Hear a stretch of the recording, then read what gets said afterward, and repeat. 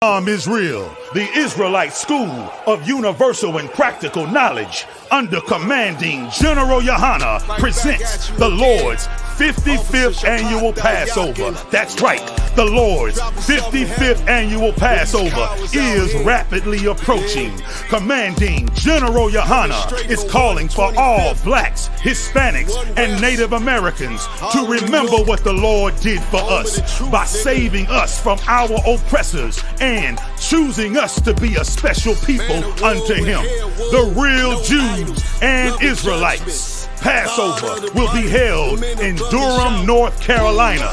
Pay your Passover fee. Anyone 17 years of age or older must pay $200. Come and enjoy fresh lamb, unleavened bread, and the Spirit of Christ. Can't wait to see you all there, Israel. Shalom. Cabins on streets and corners, all is feeling righteous. Real particular, nobody else there to compare to. Train for war, men of war, and warlike apparel. Prefer our leaders, can't get between us.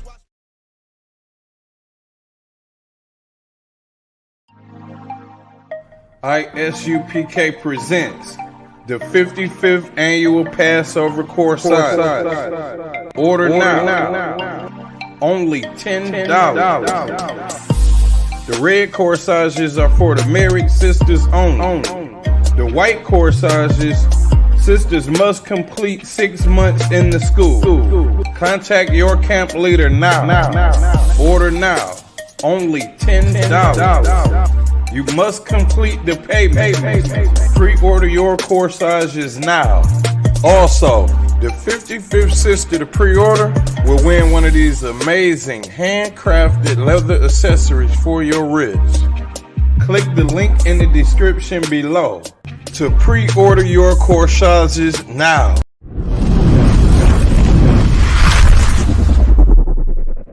Israel, the Israelite School of Universal and Practical Knowledge, under commanding General Yohana, presents the Lord's 55th Annual Passover. That's right, the Lord's 55th Annual Passover is rapidly approaching.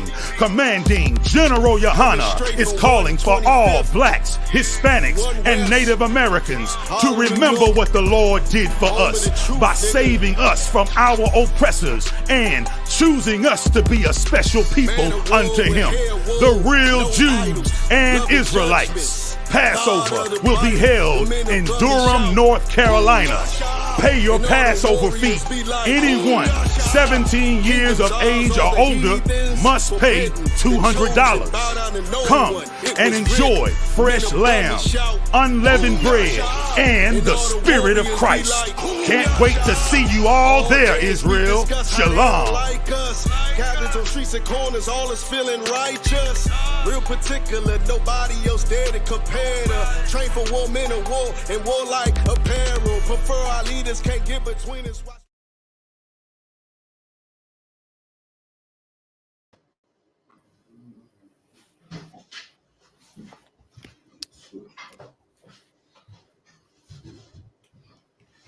Shalom on Christ. Can you hear me good, Rabban? Come, sir. Yabashim Jabkatan. Yabashim Shabda. Salak, this is Captain Karafia covering in for Captain Shatma Young when he gets here. Any questions, make sure you type them in the chat or just raise your hand. You give your question that way. We got 394 Lodge Road, B18 5PW. Classes on Monday, Wednesday, Thursday at 394 Lodge Road. Also in Manchester, every Tuesday, Brotherhood class, which we teach as well. We got a podcast as well on Friday on the end. Watch that as well, 9 to 11. Make sure you pay tithes, Passover fee. This year we're going to North Carolina. Make sure you reach your ticket booked, hotel booked. Make sure you're down there, man. And with that, any questions on anything or anything you break down? Go on. If I could, is in I have a scripture in First Peter. Let me get it. It's First Peter chapter 2 and verse 16. First Peter 2 and 16, yeah? For a bit of the backstory, I think it starts at probably around 13. Go on, read it for me. Let me know what your question is if you could. The book of First Peter chapter 2 and verse 13.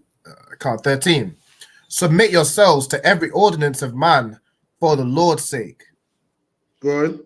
whether it be to the king as supreme, or unto governors as unto them that are sent by him for the punishment of evildoers, Go on. and for the praise of them that do well. Okay, so what's your question on it? My question is in verse 16. I just want to know what it means by the word free. Go on. Come on. Shall I skip to verse 16 or read on? Go on, yeah, go on. Go skip to that one. Come on. Verse 16. As free, and not using your liberty for a cloak of maliciousness. Okay, so as you know, in the Old Testament, if you committed a crime or sin, you would die. And in the New Testament, a priest don't knock on your door and kill you for smoking weed. A priest don't knock on your door and kill you because you had sex with a man's wife. Now we don't do them things. Why? Because we know what's right. We do it. The Bible goes, what? The law is in our heart now. It's not on a piece of stone. It's not written in a book. So now we're free from the punishment. We've got liberty from the punishment. So what Paul's saying is, don't use your liberty because someone ain't going to kill you. Don't use your liberty to go out there and commit sin. Don't say, well, no one ain't going to kill me, so I might as well smoke weed. No one ain't going to kill me, so, I might as well sleep with this man's wife. No one ain't going to kill me because, so I might as well do this. I might as well do that. That's what Paul's saying. Don't use your freedom, your liberty as an occasion, to commit malice. We done? But as the servants of God. Okay, this is the precept for here.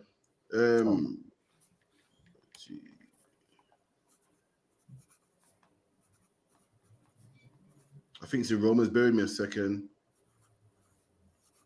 Yeah, give me Galatians 5 and 13. This is the precept for what you're reading. You said 5 and 13. Yeah, 5 and 13, Galatians. Book of Galatians chapter 5 and 13. For brethren, ye have been called unto liberty. There you go. That same precept right there, man. Paul saying the same thing, but worded differently. So, brothers, you are called unto liberty. You're called unto freedom, man. No longer are you under the law, meaning what? Under the law means under arrest. Like, if you commit a sin, a man will come and lock you up. No more. Now we don't eat pork because it's the right thing to do. We don't. It's like, for instance, our people back then didn't understand the law, like what Captain Mashak said. Right. We kept the law because it said so. We didn't know the spirit of it. Like, a parent tells you to come in at, a decent hour. And as a child, you just come in because they say so. You don't know the meaning behind it. They want you safe. And likewise, we just kept the law because it said so. And we didn't commit sins. Why? Because we didn't want to die. We didn't want a man stoning us. You know what I mean? That's what we was under. We was under the law, under the punishment. But now we're free. Now we don't eat pork. Why? Because it's wrong. We don't have sex with a man's wife. Why? Because it's wrong. Not because someone will put us to death. So we know under the law. We're free from that now. We're under liberty. Read. Only use not liberty for an occasion to the flesh. And the Bible goes, don't use that liberty for occasion of the flesh. I mean, now you're under liberty. Don't say, well, no one ain't going to kill me. So I might as well smoke all the weed in the world, man. Ain't no one going to kill me. You having sex with a man's wife. So I might as well sleep with all these man's wives, man. The Bible goes, don't use that liberty for an occasion of the flesh, man. Don't use it. Use that liberty. Use that freedom and say, yo, I got some mercy. Let me fix up, man. I got some freedom right now. No one ain't killing me right now. But listen, if I keep messing around, the Lord will kill me, man. Use that liberty to fix up, get your life right, man. The fact that the Lord ain't killed you, what ain't for you to say, you know what? I can go out there, have sex with more whores, man, and more men's wives, man. The fact that the Lord gave you a second chance is for you to get better and say, you know what, boy, I dodged a bullet there, let me fix up, man, for the Lord change his mind. All the punishments we go through come from the Lord, man. We could wake up one day and get some sad news, man. Wake up one day and, your kids are dead, man. Wake up one day, be paralyzed. Anything happens to you, man. But the Lord gave you that mercy, that freedom. Use that and say, yo, let me fix up, man. Let me tell you something. The God we serve in the Bible, listen, people, you don't know him. The God of the Bible ain't the God in the Christian church, man. Anyone knows the book of Daniel, it calls the Lord what? The great and terrible God, man. That's the God we serve. That's right. God of the Christian church, all love, and you can sit against him and pray and say you're sorry and he'll forgive you, and no one's perfect. The God of the Bible, Daniel called him dreadful, man. If you could get that Railband real quick, if you know where it is. I can find it. Let me see. I think I'm using Daniel. No, Nehemiah 1 and 5, man. Nehemiah 1 and 5. And the Lord's given us mercy. No priest will knock on your door saying, excuse me, have you eaten pork, and chop your head off, man. No priest will say, listen, man, you celebrated Christmas the other day, man. You got to die, man. The Lord giving us mercy. And we're free from that death. So we can keep doing wrong? No. so we can fix up, man. It's called a grace period. Right. For instance, if you owe a bill, you ain't paid it, you can call them, and they can arrange a payment plan for you, man. So you know, arrange a payment plan, you can pay 20 a month. That's grace right there. That don't mean you don't have to pay the bill. And as Blacks and Hispanics and Native Indians, we owe the Most High a bill, man, and we must pay. And right about now, we're going through the grace period where we're getting it right. That does not mean that we're free from the bill, man. That does not mean that we're free from, not celebrating Christmas, free from not eating pork, free from not celebrating Easter and getting tattoos. We still must keep these laws, man. But the Lord gave us a period to get it right, man. We got a debt to the Most High.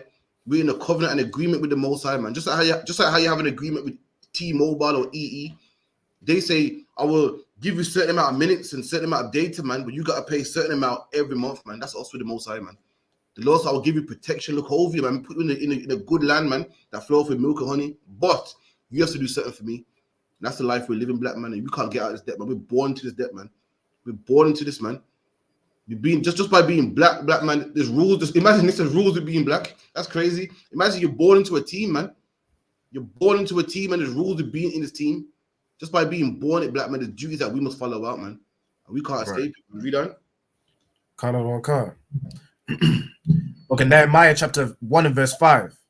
And I said, I beseech thee, O Lord God of heaven. Of who? Of heaven. There you go, mate. No mistake. We're talking about the God of the Bible, man. Christians love talking about the God of heaven, the God that made heaven and earth. But we're talking about him too, man. The only problem is we're talking about him from this Bible. We ain't talking about him for what Grandma said. We ain't talking about him for what the Passion of Christ said. We're talking about him from the Bible, the God of heaven. And this is how Nehemiah describes that God of heaven, man. Read. The great and terrible God. And the Bible says great and terrible, man. He said he's like that nice puffy cloud. See that white light coming through the clouds. It's so nice. That's our God, man. Our God's the same God that drowned everybody on the face of the earth and saved 8 people, man. And it's mad because Christians read about Noah's Ark and tell about Noah's Ark. They got a song, man. Remember that song? Who built the Ark? Noah. Let me tell you something about drowning, man. Drowning is a terrible death, man. How would I know? I almost drowned in swimming. It's awful, man. When you're drowning, you're struggling and you can't breathe, and you breathe in and your lungs. The more you breathe in, the more your lungs get filled with water, man. The panic. And God did that, man. God did that, man, to men, women, and children, man. You don't know the God we serve, black man. And it's a shame. We go to the Christian church and no wonder we can't beat weed, man. No wonder we can't beat these sex addictions, man. No wonder we can't beat our own lust, man. Because we think, well, God's all love. Maybe if we knew the real God, maybe we'll put weed down, man. Crack cocaine down and hustling down, man. Maybe we would. But we think God's all loving, man. Christians always talk about Sodom and Gomorrah, man. Let me tell you something about Sodom and Gomorrah, man. The Bible goes, what? The Most High rained down, what? Fire and brimstone, man. For anyone that don't know, fire and brimstone is a meteorites, man. When rock hits the atmosphere, it turns to fire. And the Lord rained that down, man, on sexual deviance, man. And if they knew about this, the LGBT wouldn't exist, man. Men wouldn't be walking around talking about, well, I'm made this way, when no one's perfect. But I'm a man trapped in a woman's body, man, or some garbage like that, man. The Lord did that, man. The Lord rained rocks from heaven on fire, man. Could you imagine right now, we're out on rocks coming through the ceiling? Going in your kid's pram. Going in your kid's cot, man. That's the God we serve, black man. God didn't care, man. God, they say, well, God, God's all love. You show me that in the Bible, man. The Lord rained down fire, man. That happened today. Listen, that we're going through your windshield of your car, going through the bus, hitting everybody, man. Taking off heads and hands and breaking your teeth and so forth, man. God did that. That's the God we serve, man. And if we knew the real God, then maybe we'll put down weed, crack, and all the addictions we got, man. But we think God's some pushover, man. We think that we can do what we think God serves us. We can do what we want, and God has to, tend to it because, boy, this is me. I don't have to change. You don't know God, man. That's why a lot of us are going to die. That's why a lot of us are dying, man. That's why the AIDS ward is filled with black people and the graveyard filled with black people, man. And diabetes, mainly black people have it, man. And gout, mainly black people have it. And sickle cell, mainly black people have it, man. Because we're going against our God, man. God's punishing us, man. Time and time again. Read that again, Baba Kishar.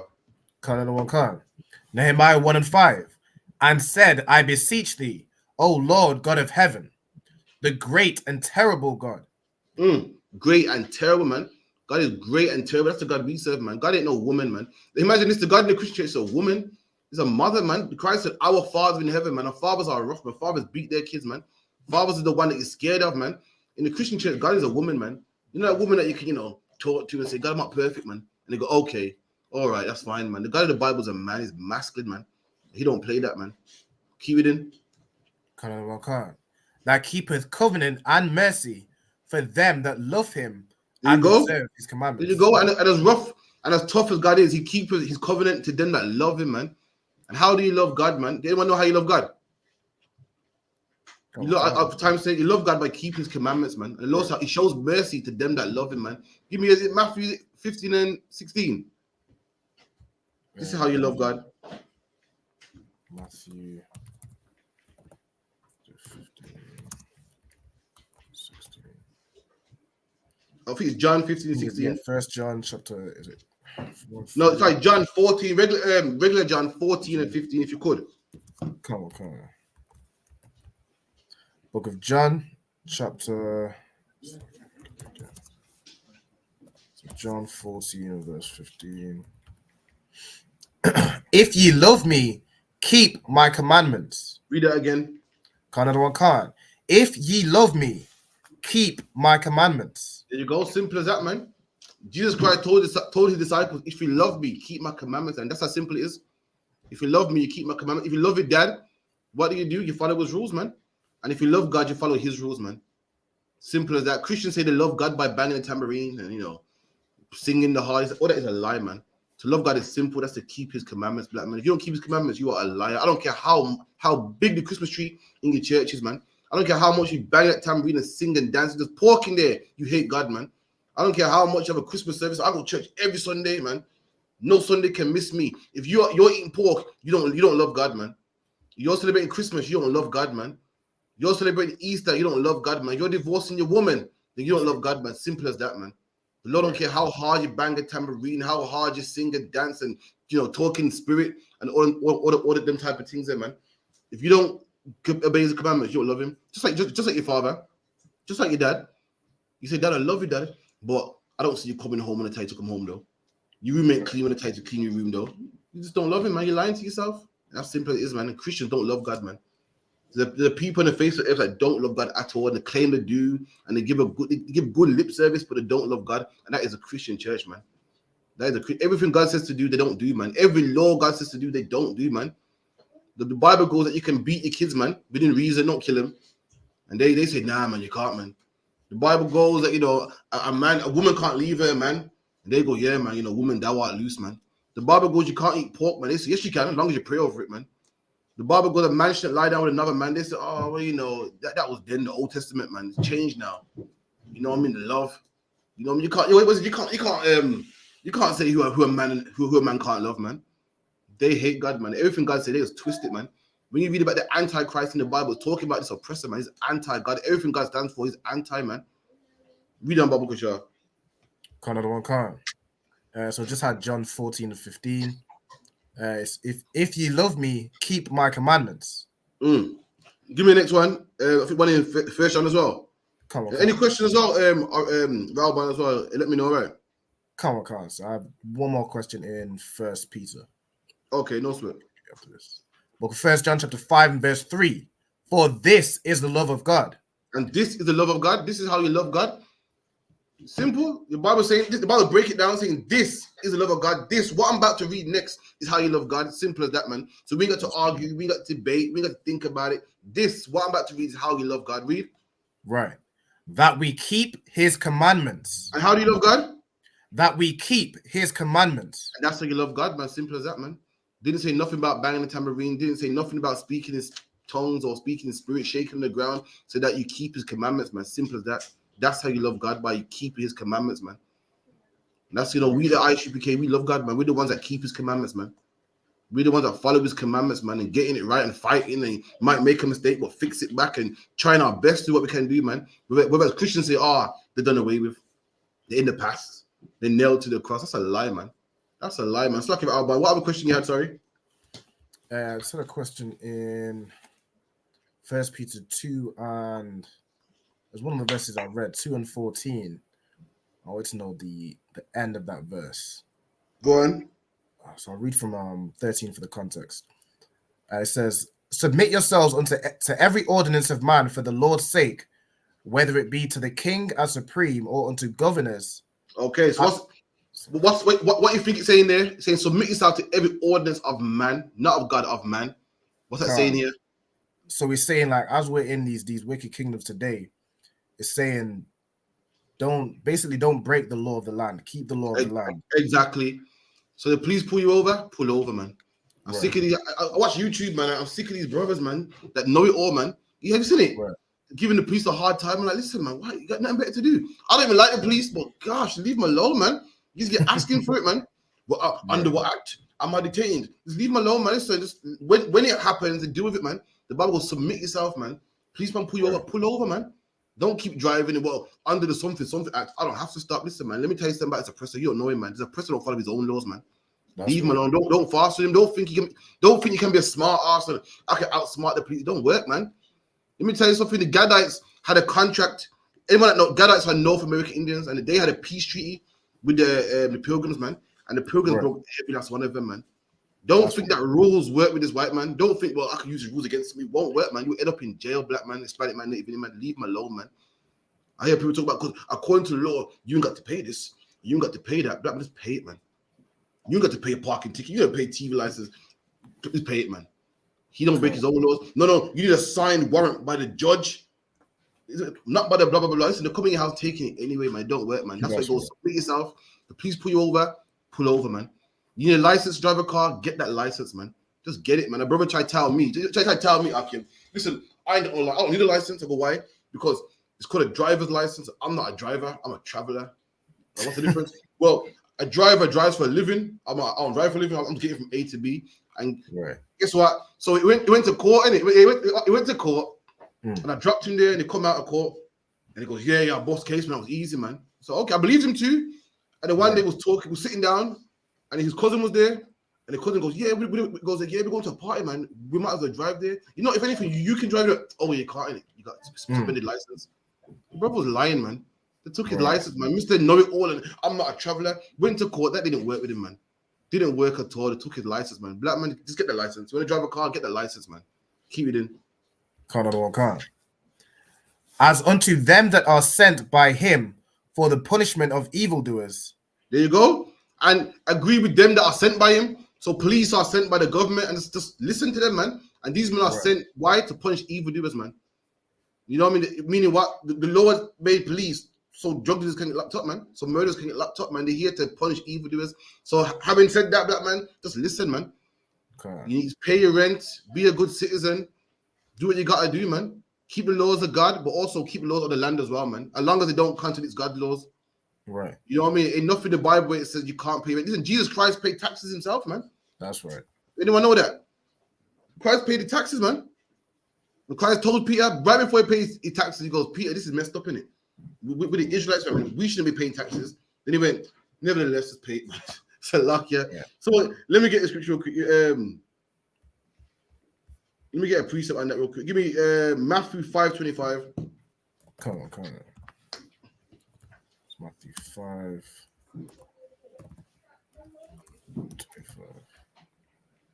Book of Matthew, chapter 5, verse 25.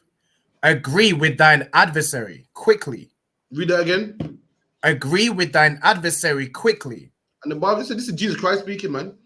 You know what I mean? The wisest man on the face of the earth, man. He knows that oppress the devil. But this is what he said. He got to agree with him quickly, man. Officer pulls you over. Officer, what's the problem? And I ain't saying you got to kiss his ass. I ain't saying you got to be afraid. You can be masculine. Say, what's the problem? Oh, tail lights are. Oh, I'll get it fixed then, man. You need to scream and cry. A lot of black people are beg the police. Do not beg the police, man. It's disgusting, man. Be a man, man. Please, but around the corner. But if you quit, no, don't, man. Say, what's the problem? Okay, I didn't know. Be masculine about it, man. You get me? Don't give the white man your love. You know what I mean? We want him to love us. I mean, I want him to respect me, man. You can keep his love, man. I'd rather his respect, man. Be masculine. Agree with him. What happened? Sorry, I didn't notice. You know, I'll get it fixed. Or if you're on your phone, he pulls you over, man. Be a man. Please, know what it was. All right, say, ticket, please. All right, cool. Let's pay it, man. I can't take the begging thing, man. It's disgusting, man. But the Bible got to agree with your adversary quickly. Agree with him. So, what's the problem of speeding? Okay, I didn't notice. I got carried away. What's the fine? Take it, man. Read.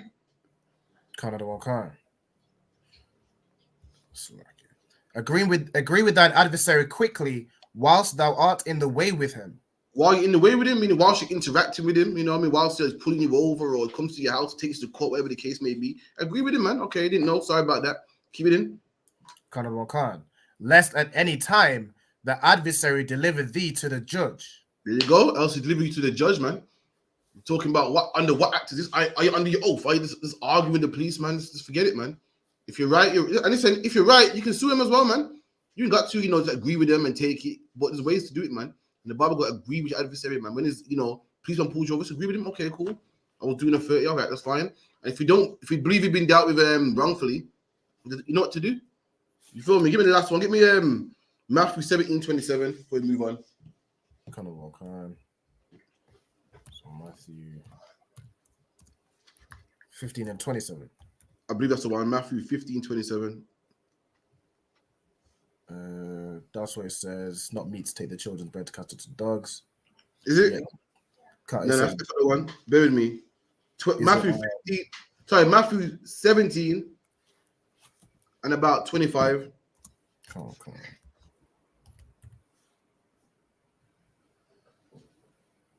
Kai, that's the one. Book of Matthew, chapter 17, verse 25. Give me 24. 24. Come. Matthew 17 and 24. And when they were come to Capernaum, that they received tribute money, came to Peter and said, "Doth not your master pay tribute?"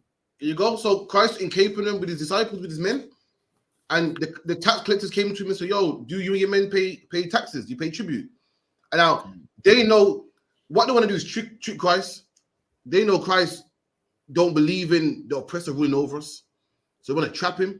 They want him to say no, so they can say, "Yo, Romans, look, this guy don't pay taxes and getting killed." So they trick him, but they don't understand that Christ is 10 steps ahead of him, man. You can't catch Christ like that. Christ teaches about revolution and we're over the Romans. They're like, okay, over the Romans. So I'm guessing you don't pay taxes then.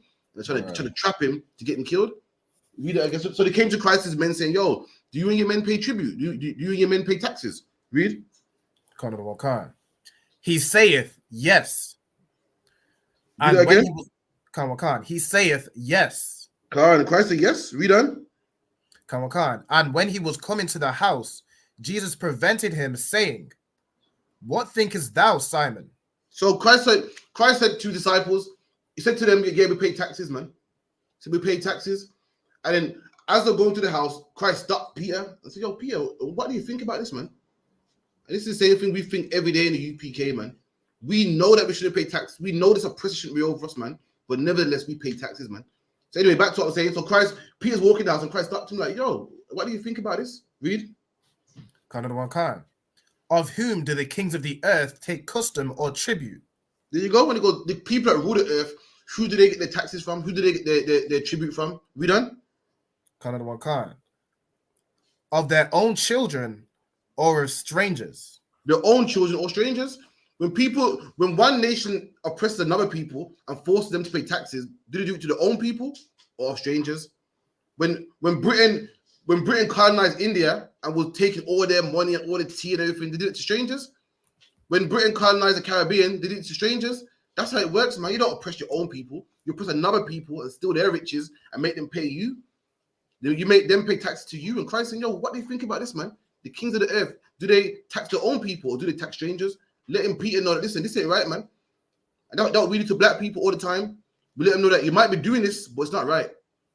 You might be living under your oppressor, but it's not supposed to be this way. You let them know that, listen, because we're living like this, because we beg them for a job, because we beg them for housing, because we go for them for everything, don't mean that it's a norm or it's supposed to be like this, because it's not, man. Even though we do it. And Christ had to tell Peter to let him know, listen, we're living like this for now, but it shouldn't be like this, man. Read.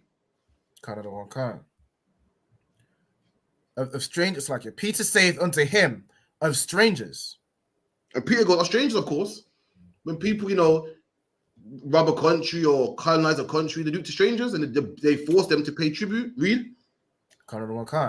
Jesus saith unto him, "Then are the children free." Christ, are we free? We're paying tribute. We ain't free. We're slaves, man. Christ had to let him know, man. Because you can grow up in England and thinking it's normal. You can grow up in England and think, well, pay tax and, the oppressor's over me and I go to him for education and a driving license. We do. We go to the oppressor for a driving license, for education, everything, but are we free? No, man. And that should make brothers go, okay. The brothers think it's normal. We grew up this way. We grew up under white people, man. We grew up learning from them, grew up learning their language, grew up learning their philosophies, and we think it's normal. It's just normal that your landlord's a white man. It's normal that you pay mortgage to a white man. But is it right? Is it normal? Are you free? Do you not want to be free? Do you want to be a slave forever? And that will make a brother go, okay, I see what you're saying, man. Because Peter thought it was normal. It's not normal, man. Read. Another one, Khan. Notwithstanding. Do that again. Notwithstanding. I said, nevertheless, after all that breakdown, and we ain't free. We shouldn't pay tax to these man. So, nevertheless, we done. Khan. Lest we should offend them, go thou to the sea and cast an hook, and take up the fish that first cometh up. So Christ did a miracle. He said, Peter, go down to the water, go get a fish, pull him out the water, read. Another one, Khan.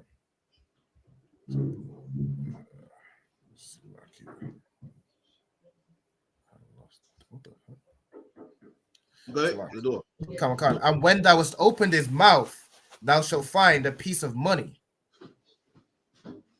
That take and give unto them for me and thee.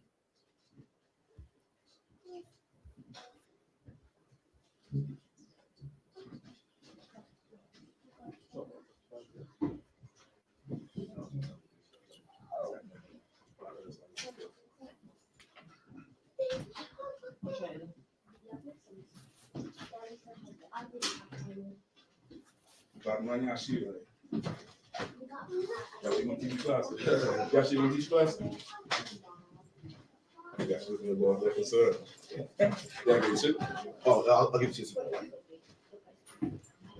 Okay, so we will pass it over to Priest and Prophet, captain of 13,000. Captain, shut it up.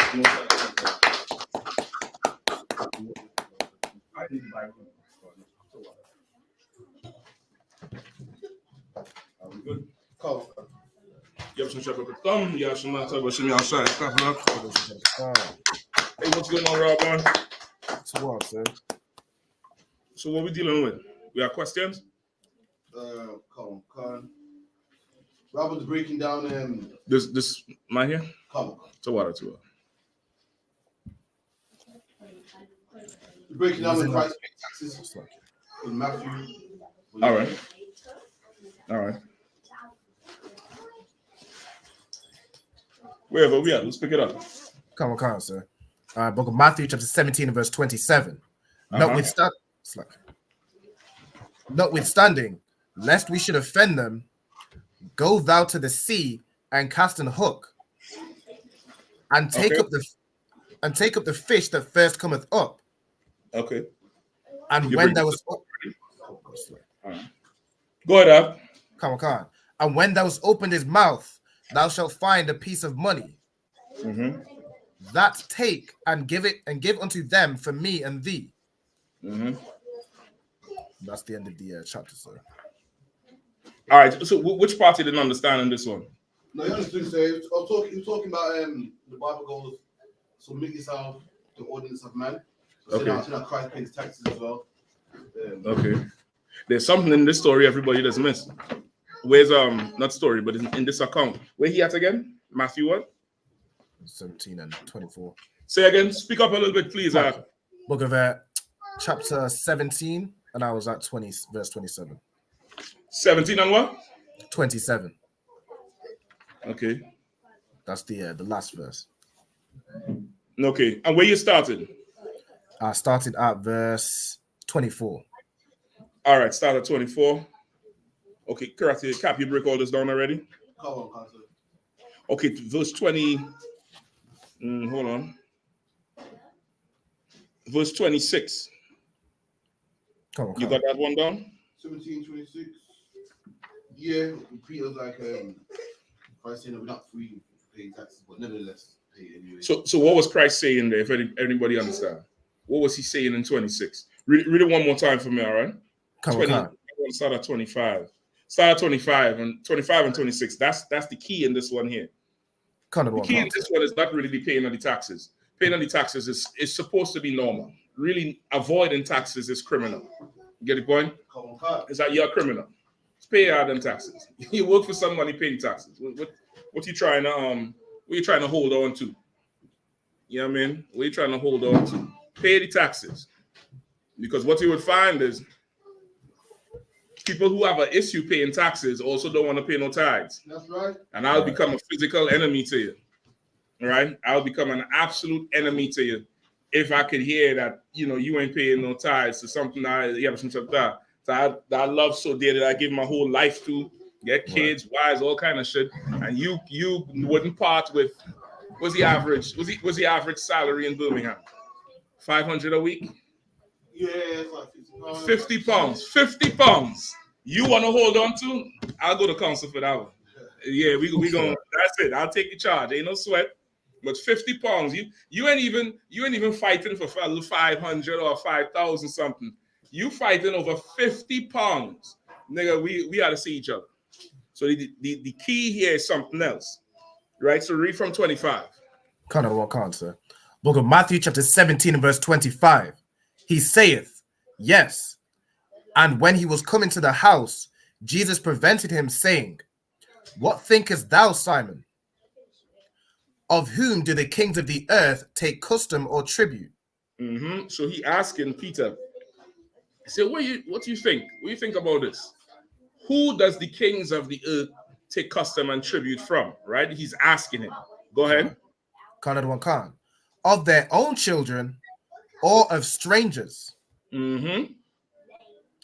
Come on, verse 26. Peter saith unto him, of strangers. Mm-hmm. Jesus saith unto him, then are the children free? That's it, not he's not asking a question there. Okay. He's making a statement. Read that last part again, all right? Come on, sir. Then saith Jesus unto him, then are the children free. All right, so what is he saying at that point? On that point, anybody? Oh, so like if I could. Uh-huh. Is he saying that the children of the nation that's like in charge, they're free? Okay, so then. So the strangers, so the strangers are not free, sir. Afterwards, you can make mine to go, please. You on the pot again this week? Who made that chicken? What it was last week? Hold on, it's beef stroganoff. Who made that chicken stroganoff? You? Get out of hand, boy. That chicken stroganoff was, it was walking and talking. Hey, good job, sis. Most High Christ. Yeah, say that again, Robin, please. Come on, sis. So I was saying that he's saying that the children are free. So the children of the people that are ruling, they're free. But the strangers, those that are in subjugation, those are not free. Those that are paying. So like you said, say again. Those that are paying tribute or taxes. Come. Right? They are what? They are they're not free. Say it plain. They're slaves. They're in slavery. Come. You understand? They're in slavery, just like today, we in slavery. But you have so-called oppressors, you have people amongst our people who will say, you're not in slavery. You have a job, you have a car, you have a what? But you're paying tribute though. Right. Christ was teaching them right back here that they were in slavery under the Roman Empire. They were in slavery. Christ taught that the white man was the devil, and he taught that they were in slavery. Right? It's a part a lot of people miss because of Christianity. Right. But just keep in mind, what we teach in the UPK is absolutely biblical. It's 100% biblical and nothing less. All right? That's right. It's like I say, if I could. Mm-hmm. On the just on this point, you know how basically on the point of taxes, an oppressor or a devil would say, oh, but they have to pay taxes too. To the point of that, is it that, well, they're contributing to their society, but we're paying custom, we're contributing to their society. It doesn't benefit us. Exactly. It's exactly that they're contributing to their society, right? That's why you'll hear devils always talk about wasting taxpayers' dollars and this one living for free on taxpayers' dollars, and the NHS right now swamped because of the Pakis, the Afghans, the people from Hong Kong, and the Ukrainians. And they're talking about all the taxpayers' dollars, yet still they're only deporting one people. You understand? Right. Kind of. So they, of course, it would be the same thing for them. Or you could even go the route of, the oppressor is such the devil, he oppresses his own. You get the point? You can go the route to that. Either one is fine. Either one is fine and correct. It's totally up to you. You know what I mean? Shalom says you have some answers from your side. All right, any more questions? So like I say, if I could. Yeah, go ahead. In First Peter chapter 2 and verse 14, I just want to know the end, what the end of this verse means. All right, let's get it then. Come on. So in 13, it's talking about submitting yourself to the king or a supreme. Verse 14, or unto governors as unto them that are sent. What? It's like I said, say again. Say where you at one more time. Come on. 1 Peter chapter 2 and verse 14. Okay, no sweat. You brothers good? You need a drink or anything? Y'all get water? Yeah, we have. All right, most are present. Y'all are strong in here? No sweat. Get over the brothers strong if you want. If they want, all right? Go ahead, Art. Come on, sir. 1 Peter 2 and verse 14. Or unto governors, as unto them that are sent by him for the punishment of evildoers, and for the praise of them. Skip up to 13. Come on, sir. 1 Peter chapter 2 and verse 13.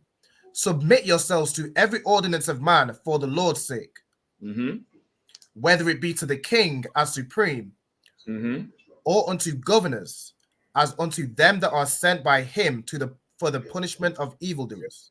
Okay. And for the praise of them that do well. Okay. It's like, if I could say, what on the part where it says, and for the praise of them that do well. If you could break that down for me, sir. I'm not quite understanding. All right, read it again from the top. Can't. Submit yourselves to every ordinance of man for the Lord's sake, whether it be to the king as supreme, or unto governors, as unto them that are sent by him for the punishment of evildoers, and for the praise of them that do well. All right.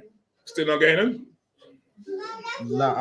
I'm all right, break down the first part of that. Break down. Sir.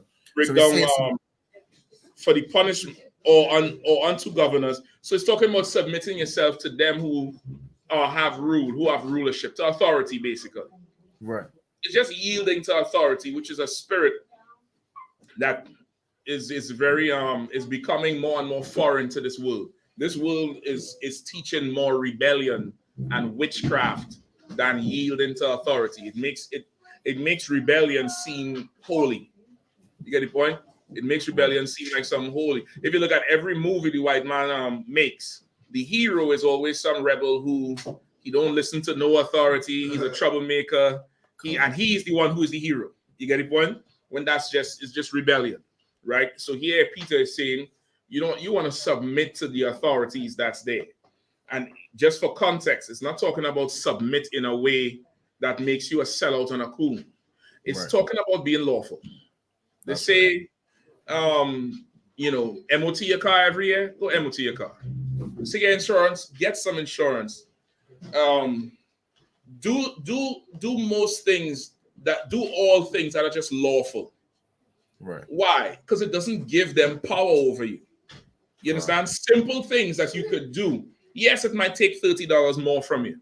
Yes, it might, it might inconvenience you a little bit. But what do you want? You want to get pulled over now and get a big ticket? You want them now have a reason to violate you, and now you have a certain amount of personal pride where you can't take the violation. So now a simple stop turn into a big old case where you're fighting them and all type of shit. All because, why they pull you over in the first place? I didn't have no insurance, man. But that's besides the point. Right. No, that's the point. That is the point. That's the root. That's where it started. If they had no reason to stop you, this wouldn't have happened. Or if something did happen and then they had no reason to stop you, now you have power over them. Right. But you can't give up. How to say there's a slang now. You give away your 3 points easy. You ever heard that? You give away your 3 points easy. A lot of the brothers say it in them dancehall songs, talking about football matches. You win, you get 3 points. Now imagine you give up 3 points easy, like you lay in an easy goal, something you didn't have to let in. You give up your 3 points. So it's really putting you in a spirit of, it's not taking nothing from you to just obey the current law. That's it. Yeah. It's not talking about stooping down and kissing the white man's behind and being a coon and stepping fetching. It's just, I'm in your land, devil. I'll obey your laws. Don't violate me. No, that gives you power. But in our communities, what happens is, because we've been violated so much, we develop an absolute aversion to the oppressor, an absolute hatred. We start to abhor him in every way possible, right? Which is in our community, especially Tribe of Benjamin, that's what gave root to the whole Rastafarian thing. it was a religion of rebellion. You get the point? It's really Christianity, just the black version. They still have the Trinity. They still have, somebody who they think is Christ in the earth again. It's the same thing, but it was rooted in rebellion because of how much the oppressor violated us. And because of that, naturally, I ain't listening to you for nothing. You tell me drive with a seatbelt, why? It now is like every little thing for us culturally has become our own personal protest. To the point where you in your car, I ain't driving no seatbelt. What driving that for? You get the point? No, when you break it down, it seems silly, but it's a very real thing and it's valid. I'm not saying it's not valid. But now when you come into the truth, brother, and you serve the Lord, the standard you have to keep is higher. When you're in the world, you could do that. I understand it. I'm not going to knock you and say you're stupid or you're illiterate for doing it. Why? I understand my people. The white man, the coons will say, you reckless and why he didn't just do this or why he didn't just do that. What he had to do that for? You know how long they're begging the Palestinians to stop marching? Did they stop marching? But nobody was saying shit though. Leave me and my no seatbelt alone. Leave me alone. I understand that. But when you come in here, brother, your standard is higher. You represent somebody now. You now are the example of Christ in the earth. Right? If you ever wondered why people do not respect Christ or the whole idea of Christ, it's because of Christians. Correct. Christians destroy the reputation of Christ to the point where people say he didn't even exist. Christians are the reason why. Now, so now when you in here and you in the truth, you got to walk, talk, act, everything in a way that gives your King glory. So now, after a while, people will start saying, nah, them ISUPK men, they don't do nothing like that. The Bible say when you obey the Lord, he'll make even your enemies agree with you. You'll have the oppressor, the police, everybody looking at you different, looking at you a different way because of how you carry yourself. So now the small things, you want to do it. You want to do the small things as long as you know. And these are little rules, little small things they ask you to do. That's law. Just do it. It's not a big deal. Do it. You don't have a license, don't drive until they get a license. That's right. You get the point? In our community, what we do, they had to catch me. They had to catch me. Every time you drive without the license, it's like a win for you. So by the time they catch you, you done stack up 500 wins. You could lose this one. Nah, don't do that. Don't do that. What you want to do is each day make steps towards getting your license back. Everything you lost in the past, you could get it right back. Every single thing. You get the point? So that's the spirit behind this, Rabban. You understand? Carnival and count, sir. All right. So now where we at again? What verse? It's just the last part of the verse. What verse? It's like verse 14. First Timothy, First Peter. Okay. 14. So now give me that first part. Give me again from the beginning of that verse all the way up to evildoers. Carnival and count, sir. Or unto governors, as unto them that are sent by him for the punishment of evildoers. So why are them what are they sent by him there to do? They're to punish those that break the law. To punish evildoers. Right. Right? Come on. The kings, the governors, the people in authority, they're here to be the belt. You get the point? They're the belt, they're the switch, they're the extension cord. What else is appearances be the slippers, the pot spoon, you know what I mean? Whatever ain't nailed down, you're getting hit with it. That's what they are. They're there to punish the evildoers. Go ahead. And for the praise of them that do well. And they are also there for what?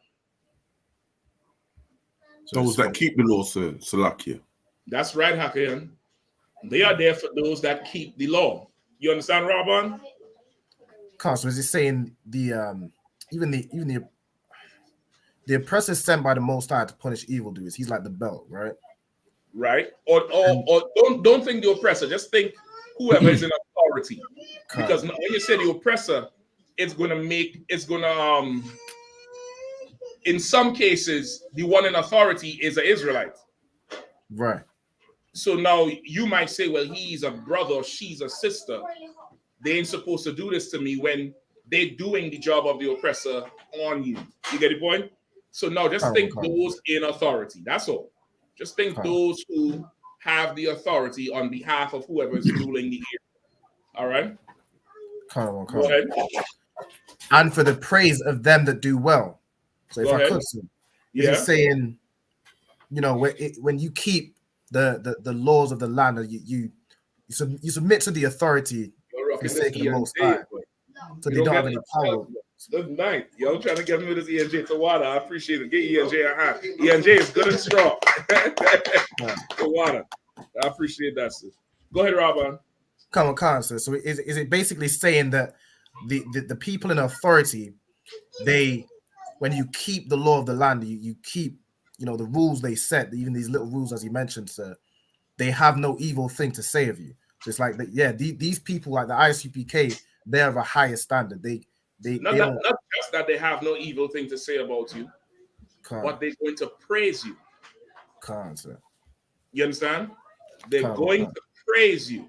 You understand? You was there, Robin, when we had that battling in the bull ring with them Palestinians. Right. What did the public say when the police showed up? You might know. Karathi, you want to tell them? When the cops came and said, well, the guys on the podium, we might have to stop them.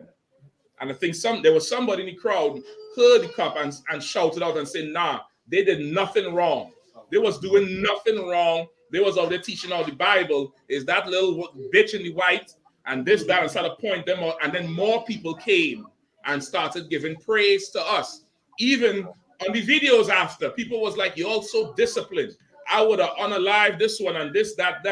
That's the praise you get, brother, because you keep the integrity of Christ. You get the point? Right. We had every reason to put everybody on the ground in that day. Every reason to just lay everybody out. Right. But now, what glory would that do for Yahushua? What glory would that do for Yahushua?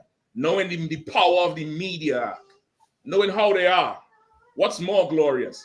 Look at them. They could have did this. They could have did that. Look how disciplined they was. And then they went back and still kept speaking. Now, the authorities there are for the glory of them that do well. You understand? So that's why we obey the rules and the laws. And in here, when Commander Johnny Hanna says, don't try these things at home. These men are trained. That's not an idle boast. He ain't saying that for style. These brothers go through hours of training. There's brothers who have departments just to keep up with the current laws, because they change all the time, to make sure we ain't just caught out. We not giving up 3 points easy, to put it mildly. You get the point? Right. You're not taking out 3 points so easy. Men and women that come in here are very valuable, and we're vigilant over them. We'll be what? Give me exactly what this is. There's another precept for this that encompasses the whole spirit of it. Is it anybody too? Go ahead, Ab. Is it where it says we'll be a light unto the Gentiles? Nope. Okay. Oh, sorry, sir. If a man waits peace the Lord, even enemies will be at peace. That's good too, but there's another one.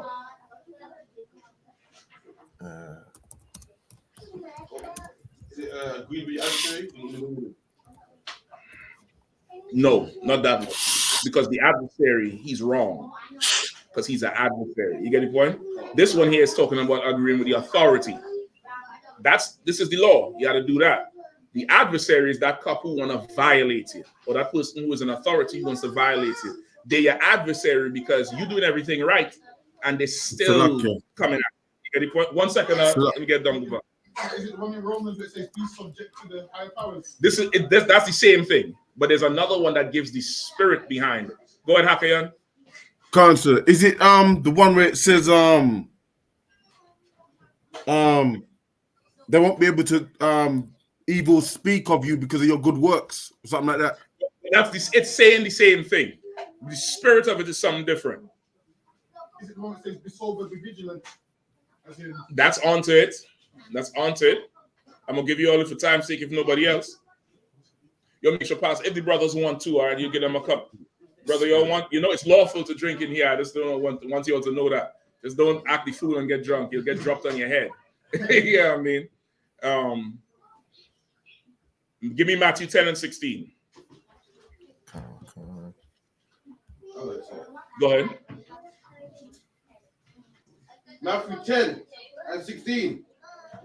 Behold, I send you forth as sheep in the midst of wolves. Say it one more time. Behold, I send you forth as sheep in the midst of wolves. This is our King Yahushua, and he's saying, behold, I send you forth as sheep in the midst of wolves.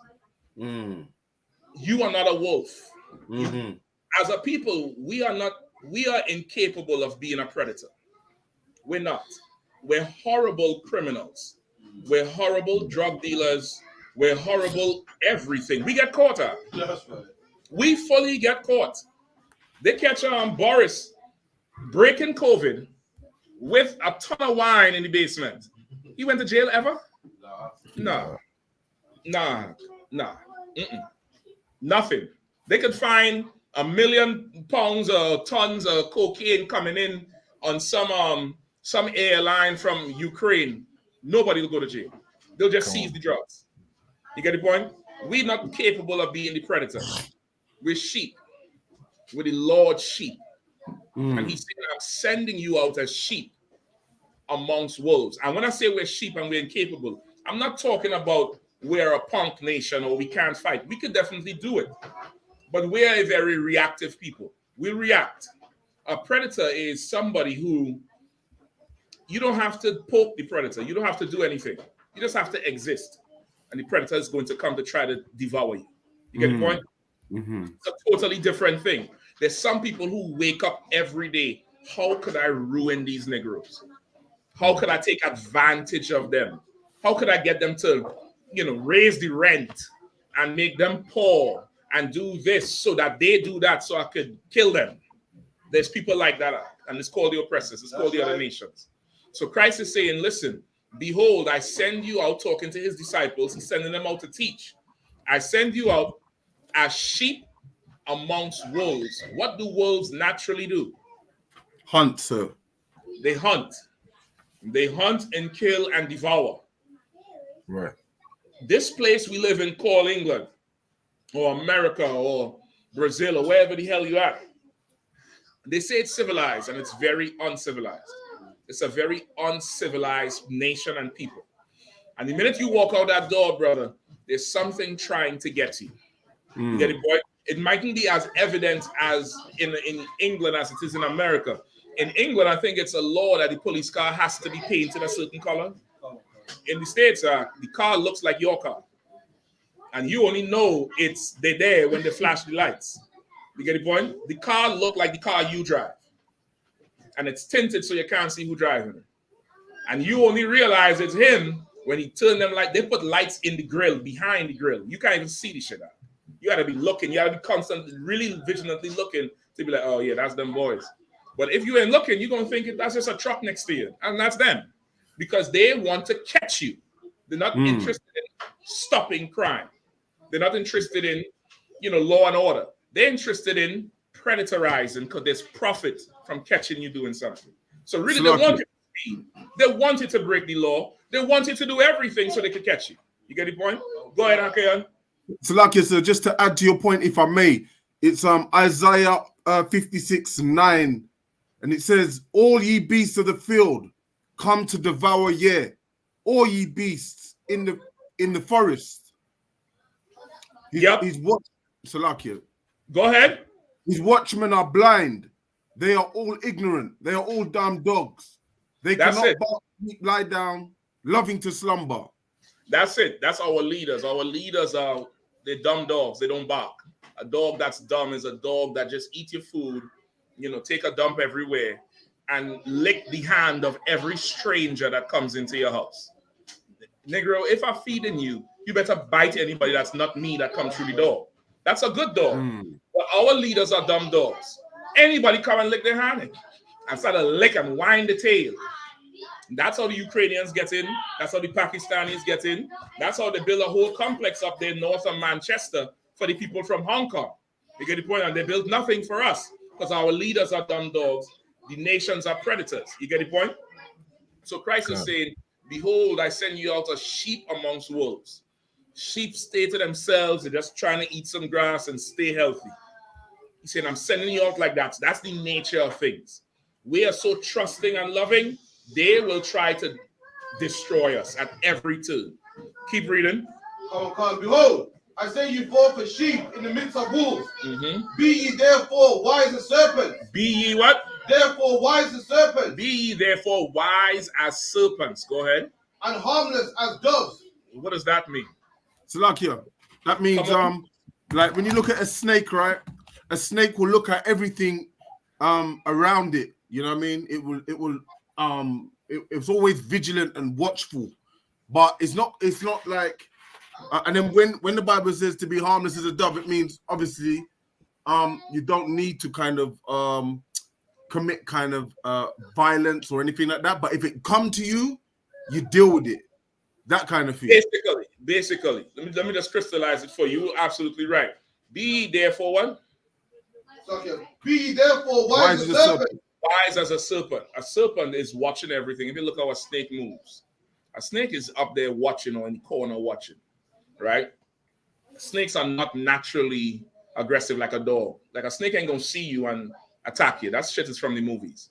A snake will see you, and by the time you turn to call somebody, that nigga gone. If anybody ever encountered snakes that's like in a house or in a yard, I have before, and you see that thing, and by the time you run to call somebody, that nigga ain't there no more. He gone. He's going to attack when he's cornered, where there ain't nowhere else for him to go. You see, at that point, he gonna do it. He ain't got no legs. Imagine you ain't got no legs. What the hell you gonna do? That's when he's gonna attack. Meaning what? Not to be a coward, but you watching. You seeing, okay, over here they might give me some problems. Let me keep my situation here. You be wise as a serpent. You're watching everything. You're gauging everything. You're not trying to engage everybody. But harmless as a dove, like how a dove is. A dove ain't doing nothing. Down here eating just bread. They don't kill nothing. You get the point? And that's how we have to be. But of course, like the officer said, if something comes, brother, you best teach him what the Lord's Spirit is like. That's right. That's right. Good That's education right. in the Lord's Spirit, brother, and show him how loving and kind the Lord really is. Right. You know what I mean? With lots of laying hands and hugs and, help him understand, or her. It might happen. I ain't saying you got to do it. But if the thing comes to that, but no, even with that, you have to make sure you understand the law before you even defend yourself, because there's law for self-defense.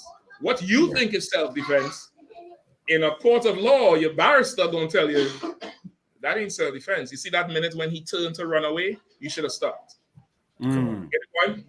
Once his back is turned, but he was leaving the house with the TV, you crack him in the back of the head. So when the lawyer's gonna say, but when he took the TV and ran out, how did that threaten your life? And you're gonna be that's true. That's true. And you just go to jail and build a camp in jail. That's all. Don't worry about it. You know what I mean? There's a purpose for you everywhere. If you end up dying, you're gonna teach from the grave somehow. That's right. But that's the spirit of it. You really want to be wise. That's the spirit what they say in there in Peter Rabban. You understand? Common concept. It's giving you a spirit of wisdom. And wisdom will tell you, I better yield to authority. And there's no shame in yielding to authority. It doesn't make you less of a person. It's just wisdom. It's not a lesser or more. It's just wise. It's more beneficial. That's all. You get the point? So like you said, may I say this as well, if I could? Go ahead. Is it also producing discipline as well? Well, yeah, it takes discipline to yield to anything, because really you don't want to. You understand? Concert.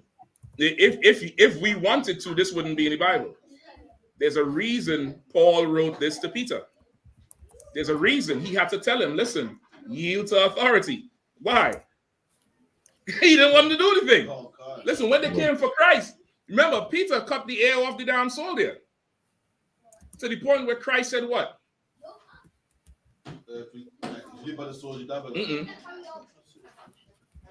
Said something else. Who knows? Put back his sword. Who knows? See if anybody else. Go ahead, Dumbo. It says something along the lines of don't try to stop the will of God. Or is it get thee behind me, Satan? Yeah. He turned to Peter and said, "Get thee behind me, Satan." Called Peter Satan. You get the point? Because Christ had a job to do. What was Christ's job? Salakia said, yeah, die. Go ahead, Hakian. Yeah, Salakia, so I was going to say die. Yeah. He had to go die, and he knew he had to go die.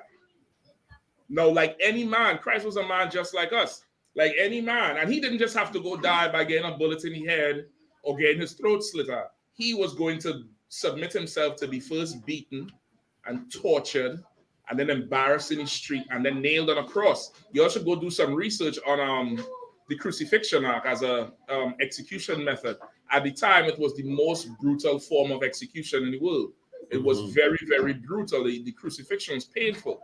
And he had to willingly let himself go do that. So now, when Peter do this, what is the carnality in Christ's knee-jerk reaction to do? When Peter stands and defends it, out of love, of course, what is the natural thing in your house? What is the natural thing that came to him to do? To resist and then take him to resist the authority and say, damn, let's all get... Exactly, because it's not like Christ was no punk and his disciples was no punk. They could have just made mincemeat of them, all them soldiers easily. So, but Christ had to fight that even in him. That's why he said, "Get thee behind me, Satan." And that's how Satan operates. Satan is going to use things that are so reasonable and plausible, and by all accounts and all presentations, it looks right. It was wrong. And Christ knew it. Christ knew it. You understand? So it takes discipline to yield to something, because this is not what you really want to do. It takes that discipline. And Paul's telling Peter this here, just, do the right thing. Just don't get yourself jammed up over something small. Save all the court, the lawyer money and the court appearance and getting locked up for something right. What would be a reason to get locked up and have to spend money on the courts and etc.? What would be a reason? So, like, could you say that again, please, if I could? I'm saying, what would be a good reason that you would now have to go through all of that with the lawyers and the courts and the police, etc.? Go ahead, if 1 second, Akia. Defending yourself, defending the camp. Defending yourself is good. I'll say that. Defending the camp to a point. Defending the truth. You want it now. You want it now. Go ahead, Hakayan. Yeah, I was gonna say that, sir. Defending the truth. You want it? Give me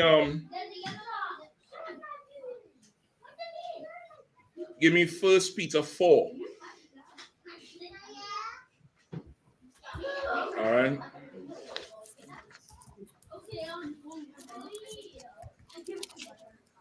First Peter 4 verse. Hold on. Give me 1 second. Give me 1 second. Can't see.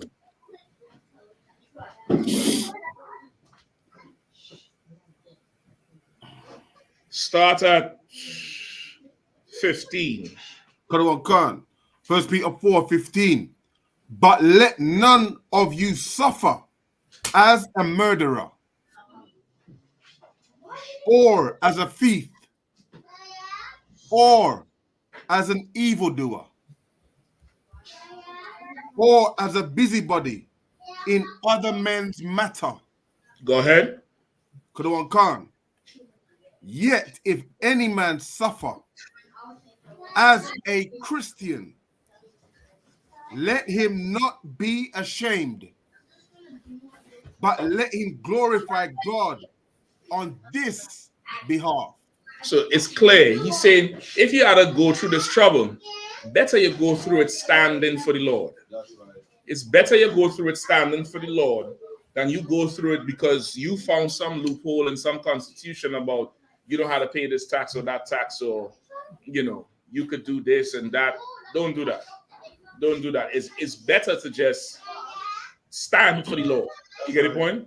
Right. Stand for the Lord. And if you had to go through some trouble, let that be the trouble you're going through it for. Right. All right. You understand, Robon? Come on. Right. Go ahead. Make sure you get questions that's online too, all right? If there's any. I'll get them first. I'll bring up Christian more. Yeah. Or it could just quote scripture. Either one. It doesn't matter. If you want to use yours first or either one. Okay, mine first. We have written on Matthew 26 and 52. All right.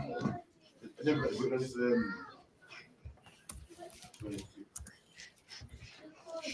Matthew 26 and 52.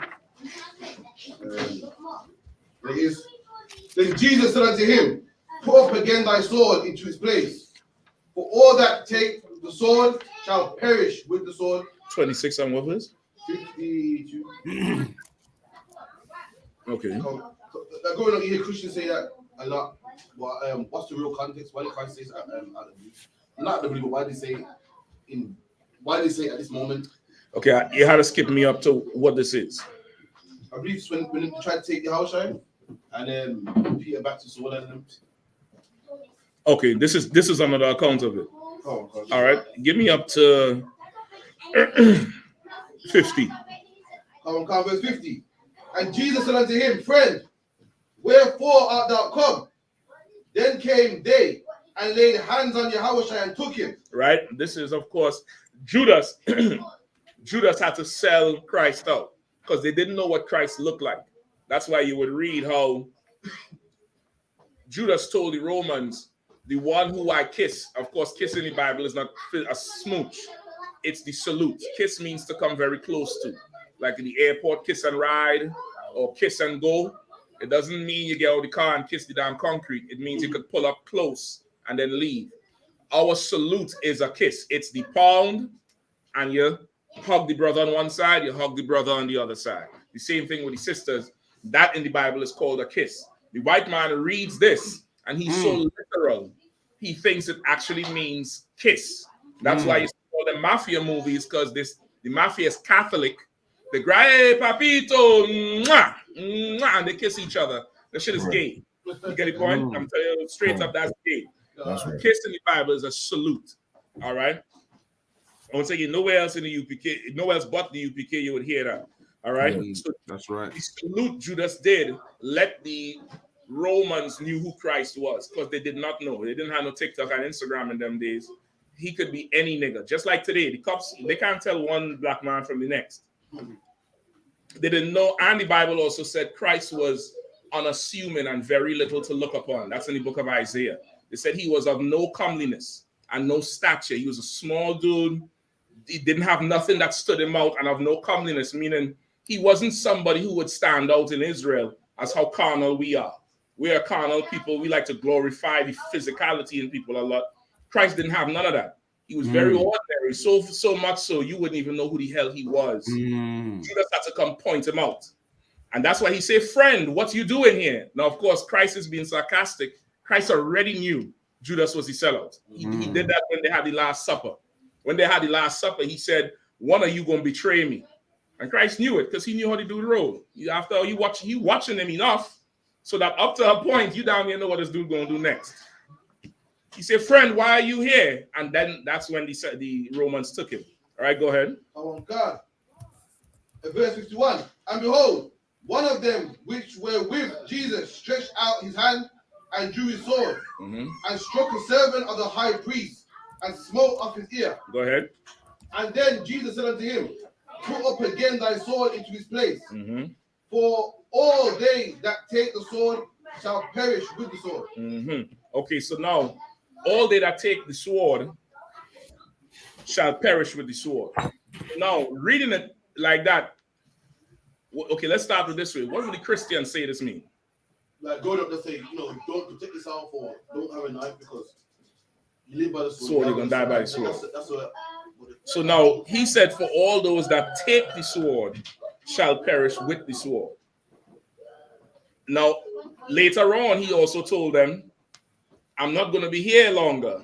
If he who has a cloak and a coat, sell your coat and buy a sword. He did tell them that. So now what? Is Christ contradicting himself? No. The context of it. Peter taking the sword up there would have been unlawful. Not just against the will of the Lord. Why?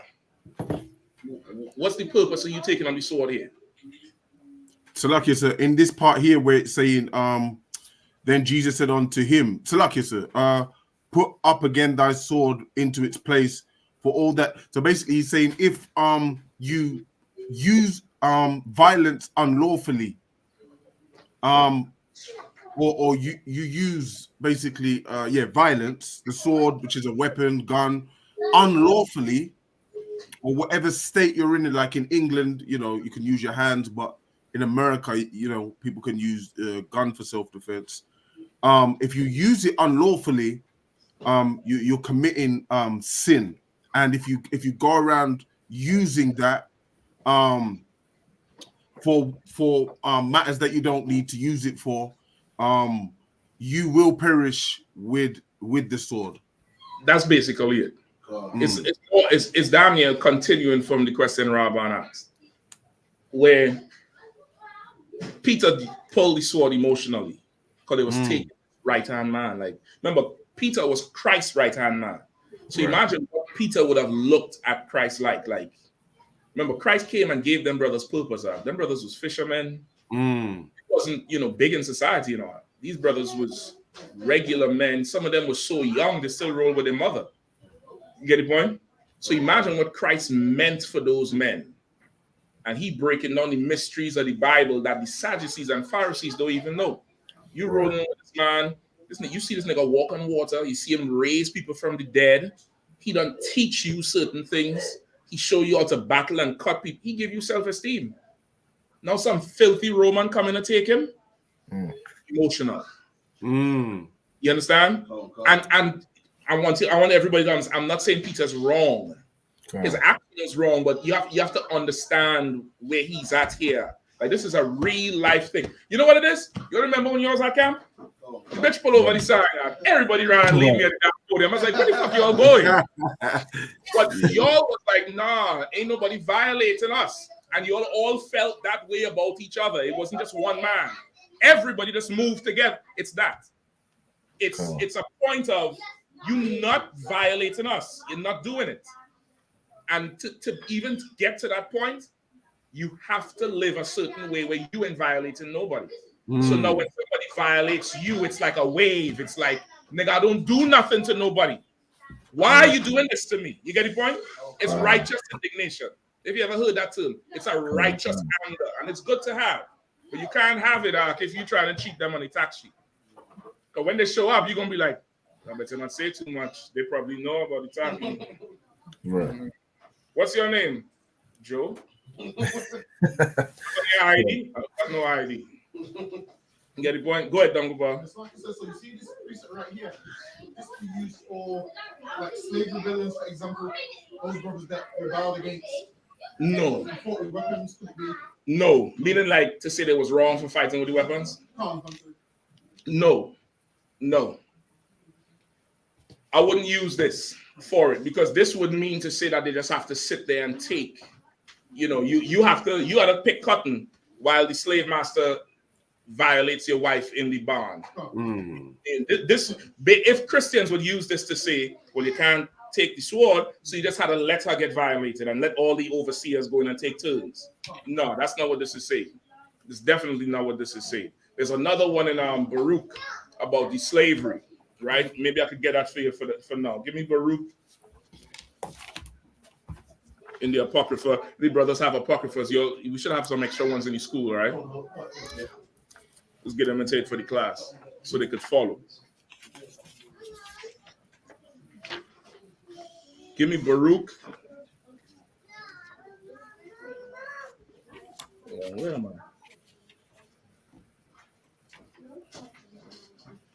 Give me Baruch 4 and 6. Baruch 4 verse 6. Ye were sold to the nations, not for your destruction, but because ye moved God to wrath. Ye were delivered unto your enemies. Verse 7. For ye provoked him that made you by sacrificing unto devils and not to God. Yes, that's what you would use for your slave revolts. Because at one time, of course, with the violence of the oppressor, it's one thing to take Israel into captivity. And we've been in captivity before. We've been in every empire's captivity. Egypt, Babylon, the Syrians, the Greeks, the Romans, and today America. We've been in every captivity. This is the only captivity that we would not allow to keep our identity and our culture and our language. Every other captivity, we knew who we were. We had our language, which is why the Passover, remember they went and asked Pharaoh for 3 days off to keep a feast day. We wasn't even asking to get out of captivity. We was asking to keep our culture. Just like who? Like the Pakis keep their culture in England, like the Ukrainians, like the Afghans keep Ramadan. I think Ramadan starts in the end of this month, right? It starts already? Good. Tomorrow you'll carry me and some Muslims, so I'm gonna get order the biggest thing in front of them Arabs and sit underneath. That's right. Blow these the vapors from the food into their face so they could smell that food. That's what I need. Yeah. You get the point? So they started to get frustrated with the slavery. And that could happen. And now because we don't know who we are, we don't understand why this thing is happening. And now we take it amongst ourselves to start revolting. You get the point? We start revolting, we start doing this. And the slave revolts ain't new. Remember, the 9.5 tribes revolted in the Assyrian captivity. They said, let us take ourselves and go to a different land where no man know, and we'll serve God there, because they were tired of serving slavery with the Assyrians. And they came to America and made wooden totem poles and worshiped the turtle and the eagle and the wind, and still didn't do it. Go ahead. So would you say the brothers was wrong for like the Mark Duggan riots, or as in how they handle it? Would you say like what would have been a better way to handle it instead of black people they loot, they burn down buildings, they okay. From context, from the purpose of context, in that situation with nothing being different, there's nothing else to do. What else can you do? The only other thing they can do is find Commander General Ham. That's about it. Now, that's easier said than done. Because again, coming back to the same thing that Robin asked and you asked earlier, you're going to have to yield to an authority. And a lot of people don't want to yield that. Right. A lot of people don't want to yield. You understand? So now the Lord has to break you. That's it. It's difficult to understand, to accept. You understand? It's difficult for most people to understand, and it's equally difficult to even accept it. But it has to happen. So all the riots and the burning down, they're not wrong for that. They ain't wrong for that. How America get America? Rioting and burning shit down. The Jewish man rioting right now. He rioting in Gaza and burning that shit down. The East Indians and the Pakistanis, they riot all the time. North Korea and South Korea. Why is it when we riot it's such a big, a big issue, it's a big problem? Everybody could understand the Palestinians now. Right? Sadiq Khan was on TV the other night talking about it. What's the Prime Minister name? Rishi Sunak. He up there talking about Islamophobia. And you have to understand these people emotionally this and emotionally. Where was all that understanding for us? That's right. They didn't understand shit with us. That's right. They were just like, it's taking it too far. That have nothing to do with us. George Floyd's in America. Well, this shit ain't got shit to do with us. Gaza is far from here. But they could understand it because it's not us. So I would never say the slave revolts was wrong or the riots was wrong. You're talking about the people who oppressed and have nothing to do. There's a famous quote about the oppressed. How about protest is the voice of the voiceless or something like that. Where people who oppressed they don't have an outlet to display power. Everybody else has an outlet that displays power. Everybody. The Palestinians could say, nobody buy from McDonald's or Starbucks, and they'll really take a hit. We don't have that. We don't have that. Could you say all black people stop buying Starbucks? The brother who go in the mosque tomorrow, he'll say, well, my brother, come on, fam. They're not all like that. You get the point? They're together, we're not. We don't have that power. So when you see those things happen, brother, you can't, that's what you get. It's a reaction. It's really what they get for how they dealt with us for so long. Go ahead, What you're saying is right, sir. I heard that the protests with Palestinians, the Jewish man's feeling in his pocket, their boycotts working. Oh, yeah. They said the figures, the hundreds of millions have lost. All the movement, owned by Starbucks, Warner Brothers, whatever, Coca-Cola. Good. That's good. I'm glad. I'm glad for both sides. I'm glad for the Palestinians who protesting. I'm glad the Jewish man who dropping them. Let me don't say that. Right? I'm don't say that. I ain't gonna go that far. Just know you're all in our land. Whoever win, you next. Let's put it like that. You next, because you're in our land. But the point is, our people, we don't understand why we go through what we go through. And when you don't understand something, the only expression you have is violence. That's like second nature. Just, an outburst. You ever see people have an outburst? People have an outburst after trying to be so calm about something and take it and not overreact. But then after a while, this shit just don't make no sense. And then you have an outburst. All right? This here is it. The Lord didn't put us into slavery for destruction. He put us into slavery for punishment. Now, if we could all understand that, our punishment would be much better. Our experience in the punishment would be better. Because now we know we sinned against our Father. Now we know I disappointed my Father. He take away this PlayStation, or he hide Jordan, or he stop me from playing football. It's for a time. I deserve it. I ain't gonna trip. You get the point? Like, that's the understanding we had to have. So yeah, definitely I wouldn't say none of them revolts was wrong or anything like that. In fact, a lot of them was right. That Haitian revolution was absolutely right. It was bound to fail because it didn't have the Lord, but they was right. Any revolt, any revolution, for the people living there at that time, how could you tell them no? How could you tell them don't do it? What's the alternative? Right. To tell somebody don't do this, you have to give them the alternative, or else you're not helping. You understand? So you get it with the sword, right? Then there's the other one where he said, "Buy the sword." Pull that one for me.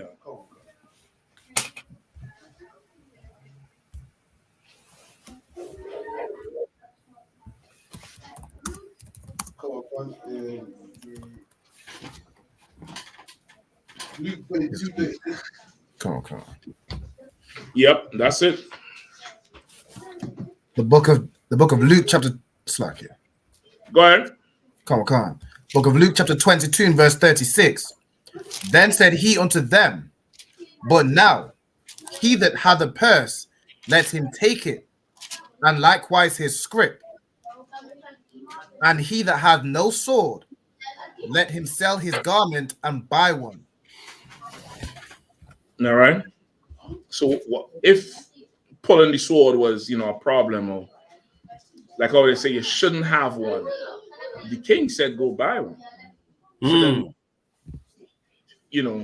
maybe their understanding is what's at fault, not the scripture, which is what the Christians say. The Christians like to say the Bible contradicts itself. It doesn't. You just don't understand. That's right?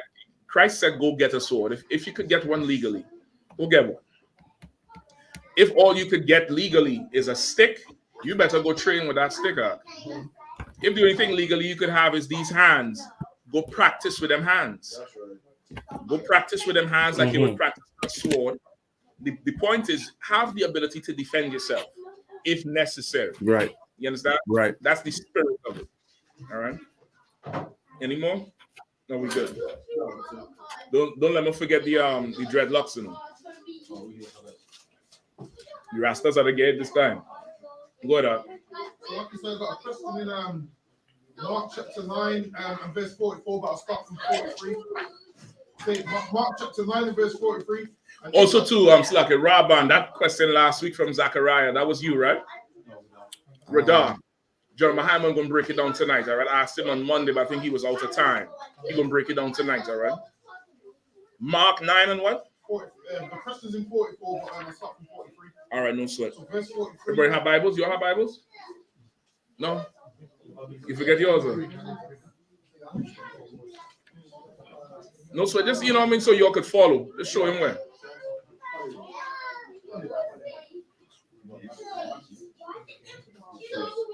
So where you at? Mark what? Mark chapter 9, verse 43.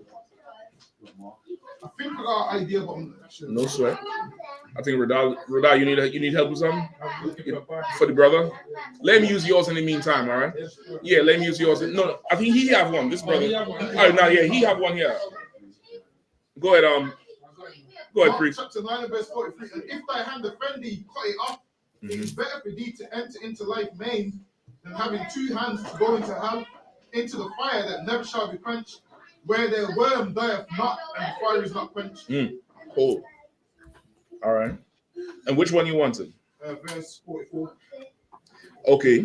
Give me the breakdown on 43. So 43 says, if thy hand offend thee, cut it off.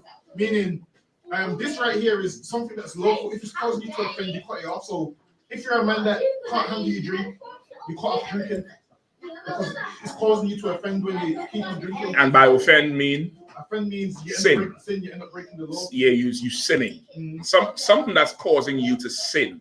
Or for most men, the best way to explain it to a man, something that makes you weak. Right? Sin makes you weak. But sometimes, because men are so masculine, it's a little, you got to talk a different language when you're talking to men sometimes. That thing that makes you weak up, you're going to have to cut that shit off. You're going to have to cut it off because sometimes it's like, there may be something that it ain't a sin, but this shit is surely making you feminine. Somebody needs to tell Shannon Sharp that with those sassy ass. Big old 6 foot something sassy nigga. You need to cut that thing off. You get the point? All right. So now it's saying it's better to cut it off than to go into hell, into that fire which shall never be quenched, where the worm dieth not and the fire is not quenched. So you want to understand the worm and the fire. All right, bring me back to than having two hands to go to hell. What does that part mean? Meaning if you keep whatever's caused you to offend, you're going to end up destroying yourself. Describe the destroying yourself.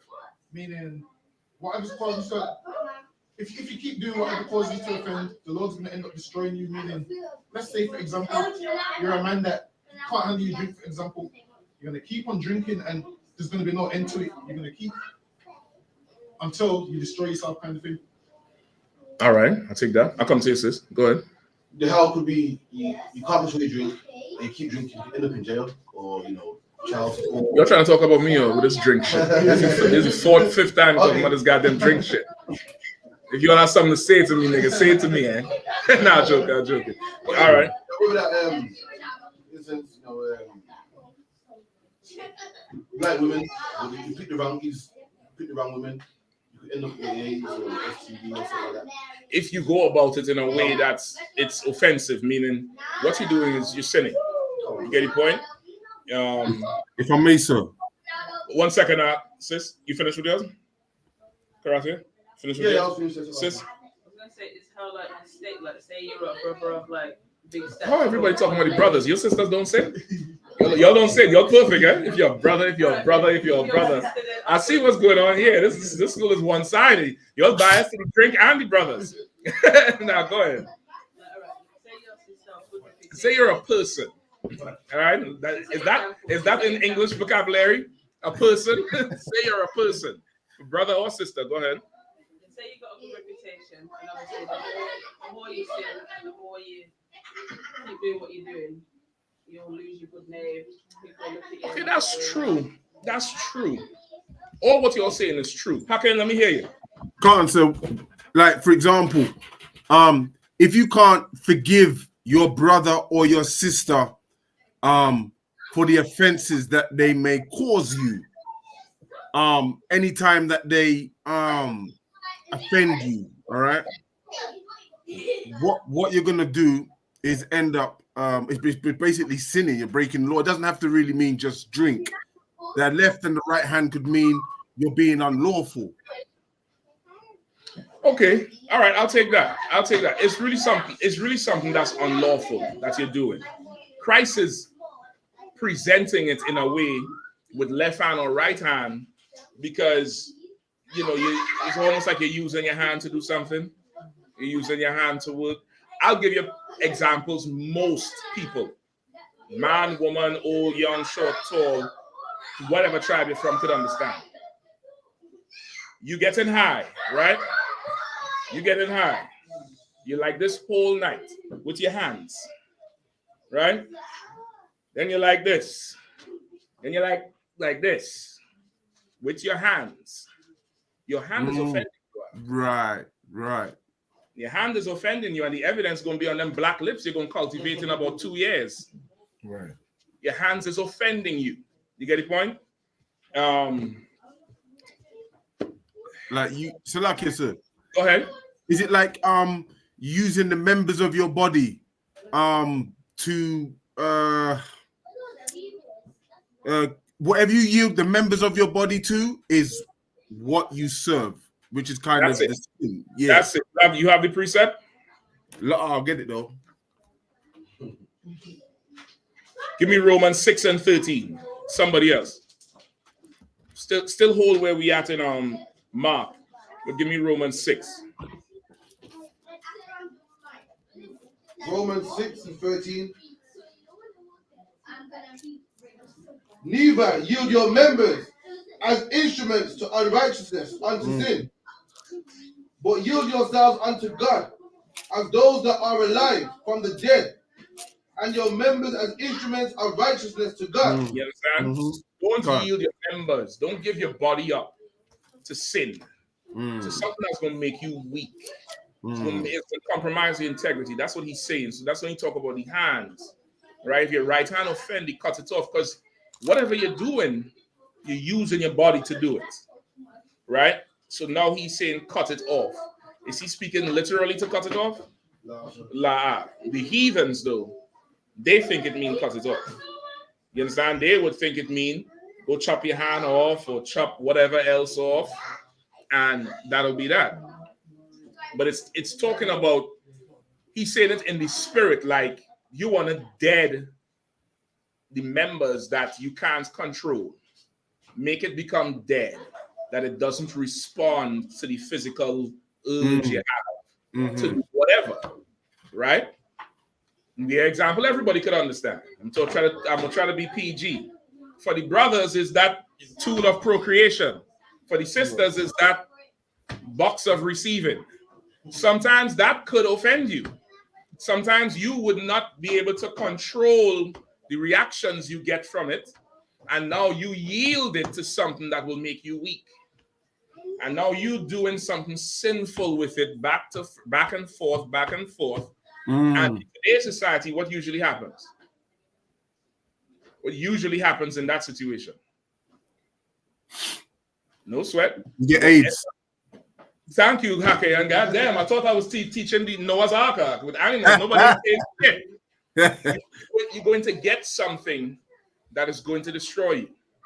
You're gonna come down with something now, and you're gonna say, why, Lord? So it's better to cut it off. I'm not talking about physically, but in spirit. You want to cut off everything that would give you the urge or the desire or the drive to do whatever you're doing that's causing you to sin. You get the point? It could be you need to cut the TV off. You might have to go get one of them let's call them phones, the old Nokia or the flip phone. Yeah. You know what I'm talking about? The old Nokia, the one that never died, where you can't go on the internet to link with nothing. You get the point? You can't. If you're a sister, you can't take one of them thirst trap pics showing the depths of the valley. You don't know what I'm talking about. Right. At 3 a.m. talking about who up, pull up.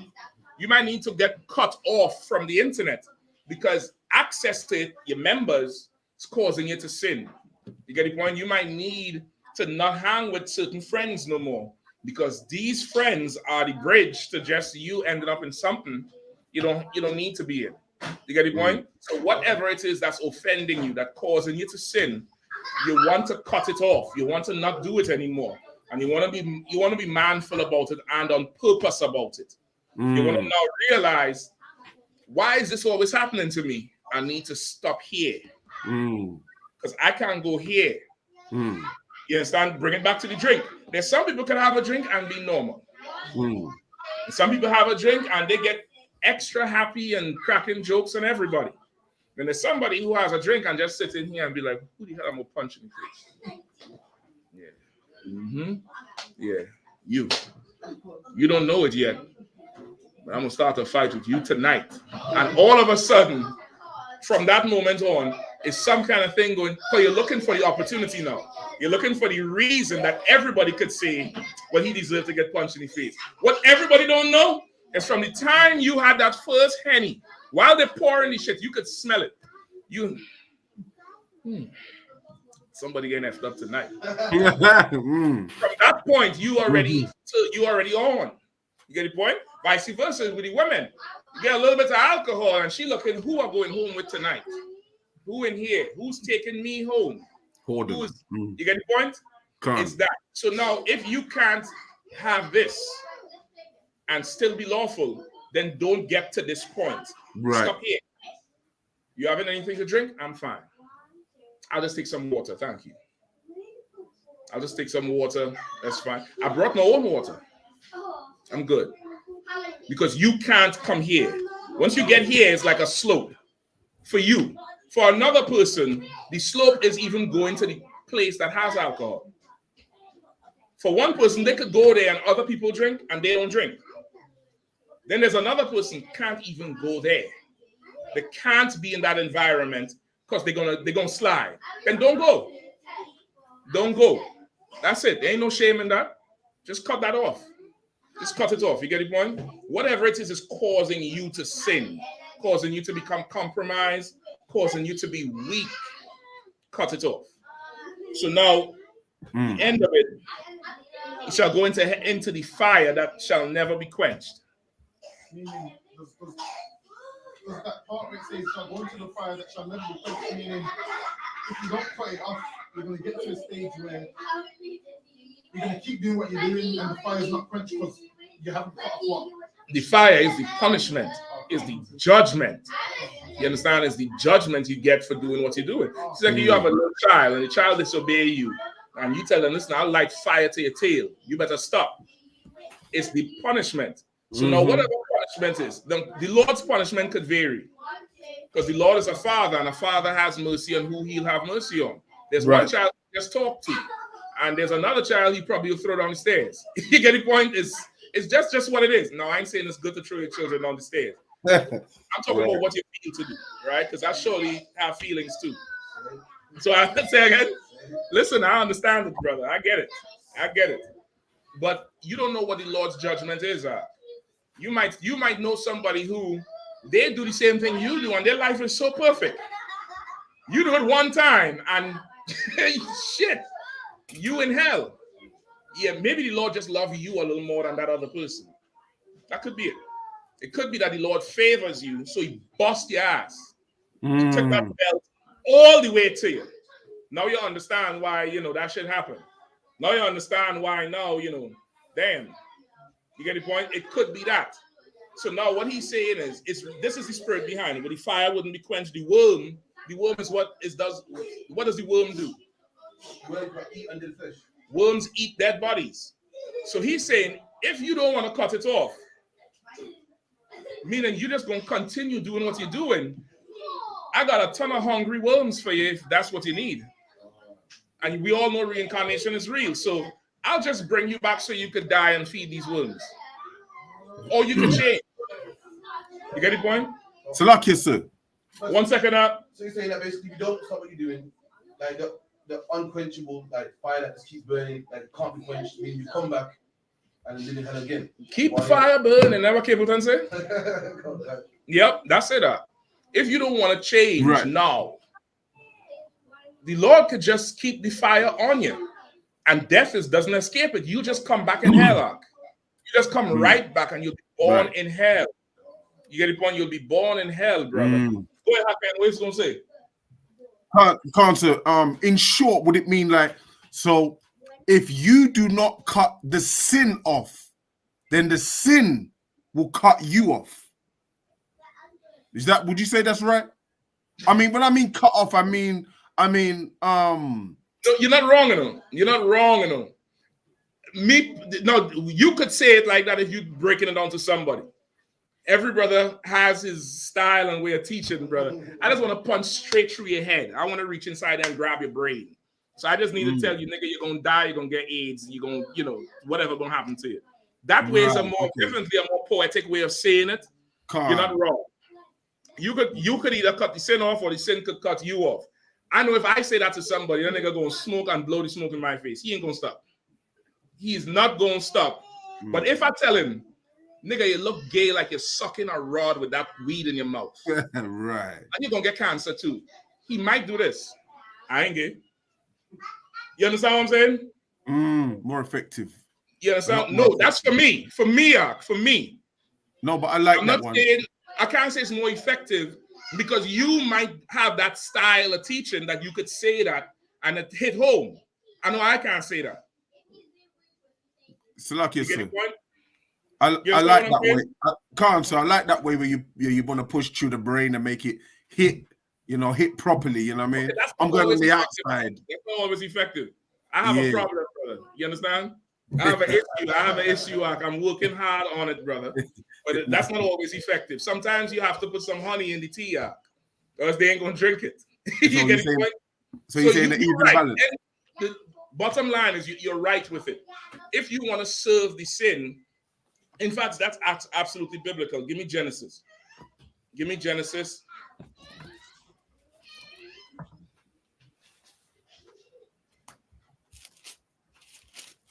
4 and 7. Genesis 4 and 7.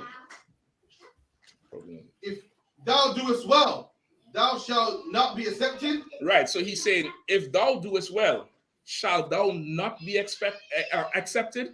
Like, meaning, if you do good, surely you'll be accepted. You get the point? Surely. And that's going into us. We wonder why our life is so much hell. Because we're not obeying the Lord.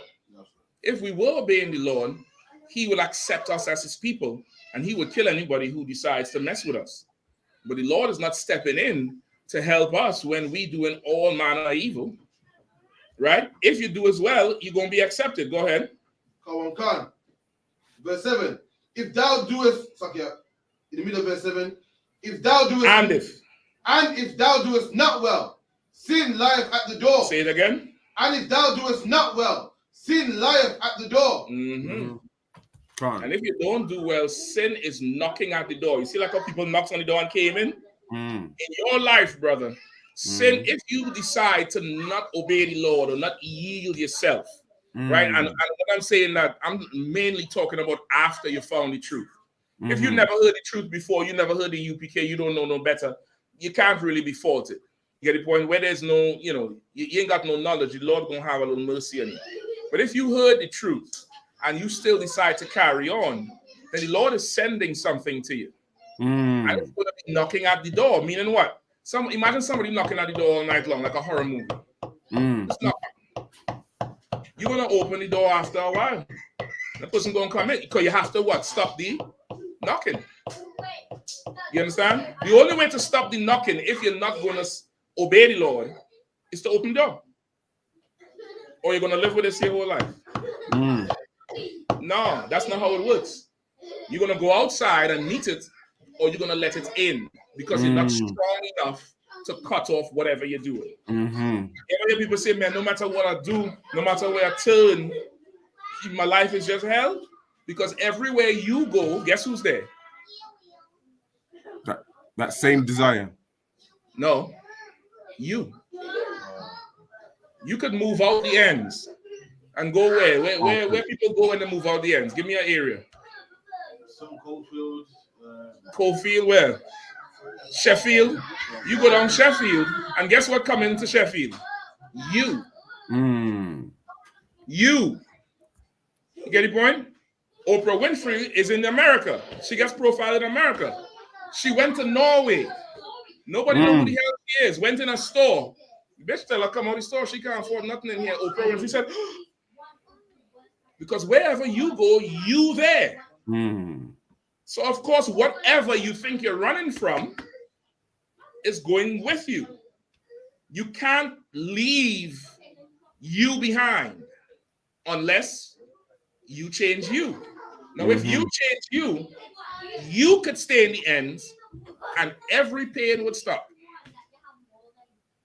Every single trial, every effed up thing that was happening to you would just, you'd look back and be like, I don't know what I was doing in the world before.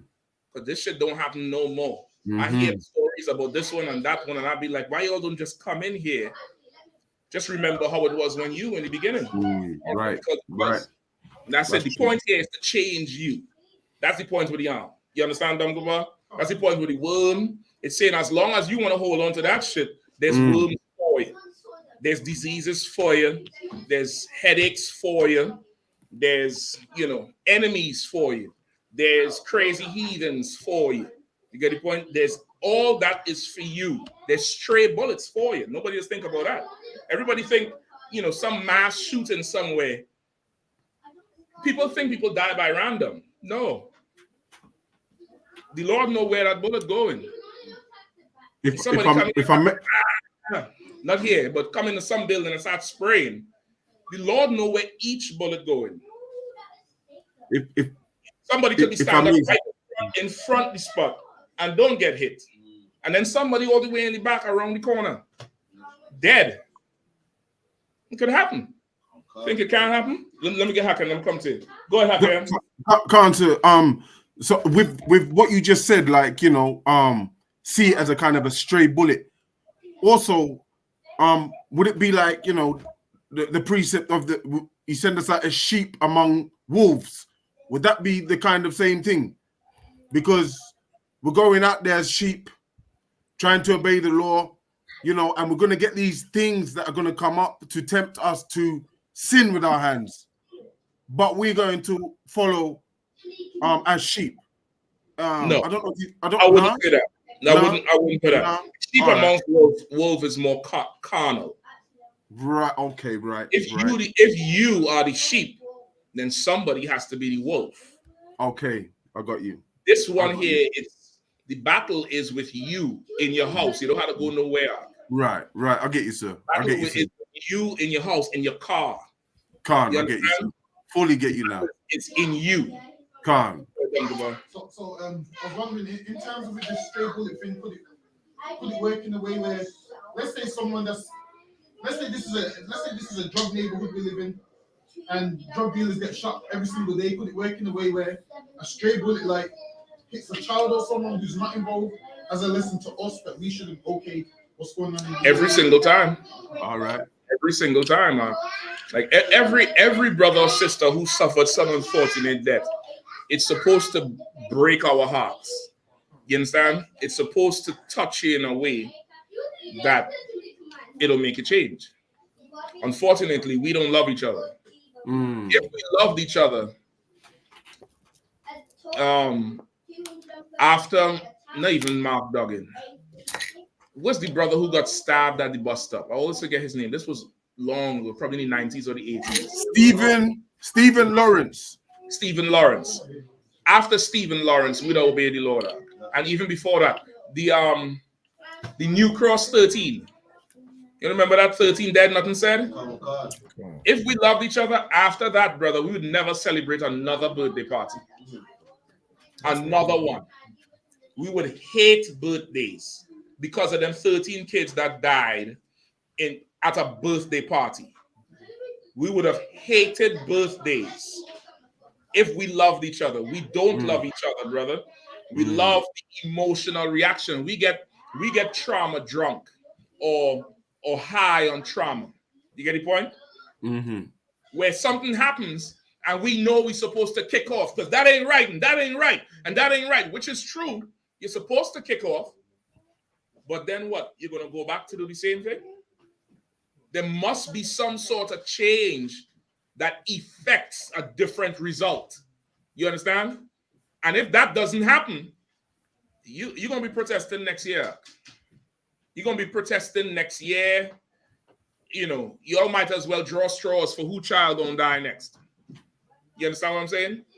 Like that's really what it is. It has to have some, because of this. If this thing happened, we will never do this again. If we died because of this, somebody died. How did they die? Because of that? Nah, we could never do that shit again. I'll give you a classic example, right?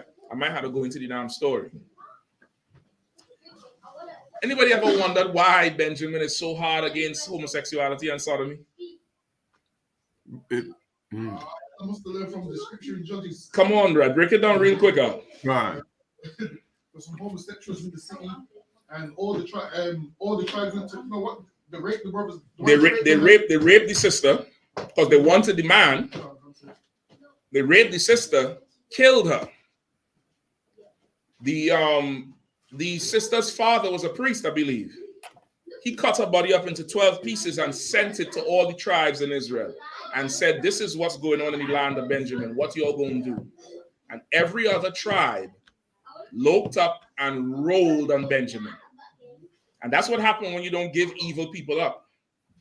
Benjamin allowed them men to be there. And the rest of Israel, damn near, there would be no tribe of Benjamin today. If there was no order to stop killing. Everybody came through and destroyed Benjamin. There was damn near no more men left. And then the order was given to stop and then give the men of Benjamin wives so that they could rebuild the tribe because of what happened. Until this day, you could sell coke.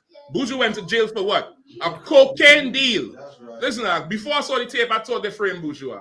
I said, they're lying on Gargamel. Gargamel don't never touch the white woman.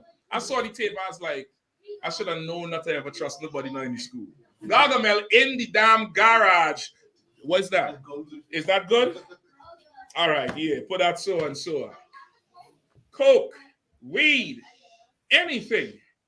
But a batty man, it's in our spirit. Because we learned from what happened back then spiritually. It's down in our DNA. Right. Smell a funny man is like, nah, he gotta go. Because at one time, that cost us the tribe. Okay. So that can't stay. Right. But now today, you'll kill him, but the lesbian live, the hoe live, the preacher live. Then it's just false. Somebody else had to come to it. I was gonna ask exactly what you just said. Is it spiritual why Benjamin are so strong on the? Yeah, because at one time we lost the tribe. At one time, listen, the Bible say, I probably gotta go into the story. The Bible say when, I forget who it was at the time, whoever was the high priest said for all the other tribes, the men of the tribes, to give Benjamin their daughters. And those men said, let them niggas die. You wouldn't get your daughter to a batty man, right? No, it's not that the whole tribe was Sodom, but they allowed that shit to happen. They allowed it to be there. And now they had to pay for it. You get the point? Now you have to pay for it. So no men wanting to do it. And the brother had to go and say, listen, we can't do this. The Lord delivered us out of Egypt. We can't let one of the tribes die. The Lord gonna hate it. It's still the Lord's children. And then they came up with a dance. That's probably the first bashment. That's probably the first bashment dance. They came up with a dance. They had a shubin or a dance hall. And they said they're not going to give their daughters to Benjamin, but they're going to keep a party and they let the daughters go and dance in the party. And if a Benjamin have enough game to make her fall in love with him, despite the history of the tribe, then he could have her. You know what I mean? And Benjamin say, right. Heavy. Fire. Hey, Salakia, sir, if I may. Well, give me 1 second, don't go back. Go ahead. So you see how Benjamin, when he got them sisters, could you flip it and use the precept that a woman will have any man? No. Yeah, because now it cheapens the whole thing out. Now, I ain't know any man. I take this shit personal. Yeah. I ain't know any man. I'm him. In fact, him is me. Him tries to be me. You get it? But now I wouldn't use that. I wouldn't use that a woman would have. In a way, yes, but it's out the spirit because you're going to offend Benjamin. You get the point? You're going to offend Benjamin. You have some fake Israelites like to say, man, your tribe was faggots. Well, nigga, what tribe RuPaul from? He's the biggest fact in the world. What tribe he from? That's out the spirit. You get the point? But it's something that happened to the tribe that the tribe had to pay for, and pay for with our life act. There would be no tribe of Benjamin today if that brother didn't say stop. You understand? If there would be no tribe. And I think at first Benjamin was winning the war. I think at first Benjamin was winning the war, and they had to draw Benjamin out and go pray to the Lord for the strategy to kick Benjamin ass. Go ahead, Hakayan. Cancer. I was just gonna add the interview with Shabba Ranks was so heavy when he said they asked him a question about homosexuality, and he said, "I'll," you know what I mean? The thing that he said on there, I don't know if I'm allowed to say it on the class. You could use another word. Yeah, but he said all, you know, them type of people for dead, and then the crowd, yeah. Okay, once again, that's from not understanding who he is. He comes from a people that at one time, because they lived, the tribe died. So for the tribe to live, they have to die. You get the point? Like that's the tribe was almost exterminated. Okay, yeah. Do you understand me now? I understand that part, yeah. Right, so they don't understand what he was saying. Now, this is what I would say today, right? This is what I would say today. Today, especially for the tribe of Benjamin, you should not put a sodomite to death. You should not do it. I know I'm gonna get flack for it. No, the Rastas gonna think they have a dog in the fight now. You don't have a dog. I'm about to cut your dreads in 2 seconds. Right? I'm about to shave your bald in 2 seconds with this Bible dictionary here. But you should not put none of them to death, and I'm gonna tell you why. You're not putting the prostitute to death. That's right. And why are you not putting the prostitute to death? Because you can have sex with her. Because she could get an orgasm, right? She could get a good time. She's a dancer queen for life. Let's go like dynamite. Because why? Because you could benefit from her sin. So the only reason this sodomite has to die is because you can't have sex with her? True. Okay. Maybe you're gay. Maybe you have a little thing in the back. I see how y'all be, diving off the damn house with the broad.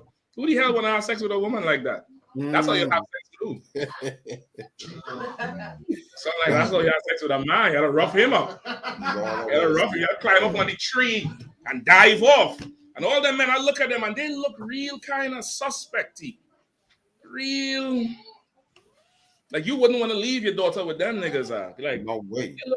There was a famous one, brother. Famous one. He's a bleach his skin and all kind of thing. Marvin, I think is his name. Brother. Damn. Oh, you're pulling them up? Or you're pulling up something else? Yeah. So yeah, you should not do that now. Now is not the time for that. Now is the time for you to kill you. You need to die. You the problem. Right. You need to die. And the new man or the new woman needs to be born. You must be born again. The old person has to go. Right. They're filthy, disgusting, they're weak, they're gay, they're hoe, they're abortionists, they're murder. Every filthy thing, that's who you are right now. Right. If you can change and become brand new, and you're going to become so new, people wouldn't recognize you. The family members ain't going to recognize you. They're going to say, you changed. I don't even know you anymore. You're not my child. Thank you. Most if you ever hear that, you're doing a good job. If you in the truth and you shaloming or whatever else, and you could still go to the family dinner and here's a plate, Leroy. You're a Christian. You're not in the truth. But if it is that you could go there and they're telling you, now listen, if you're gonna come here, don't start no shit and don't bring that Israelite. Start no shit and you know how you is. I don't know what happened to you. Ever since it started to go to that class with them people, with those people. You're not my child. I don't even recognize you no more. Keisha. My name is not Keisha no more. You'll always be Keisha. No, I'm not. Who are you? Now you're doing something. But if you fit right in with where you was, I don't know. I don't know. That sounds like my family. Listen, give you a hand up. Go ahead up. Any more questions? Quite a lot. One from Officer Hakayan. I got 1 and 9 as well. But told me. Let's get him. Asakayan said, when the Bible says, Hakayan, who here? Come on, Hakayan, you just want to read your question where you had? That was from yesterday. Salakia. I didn't put no question on there today. Salakia. Is that yesterday, Bob Marley? No, about man trusted man. You messaged me about that today. Did I? Oh, god damn. Did I really? No, so if you don't need it no more, I don't, we could skip, get somebody else. No, I must have put it there. Yeah, can I have it then? Can I have it? Salakia. All right, let me get somebody else and we come right back to you, all right? All right, no. In fact, let's get. We can break it down quickly. What time we are? We're at 9? Yeah, Go ahead. I think Jeremiah is going to be Jeremiah 17:5. Let me get it real quick.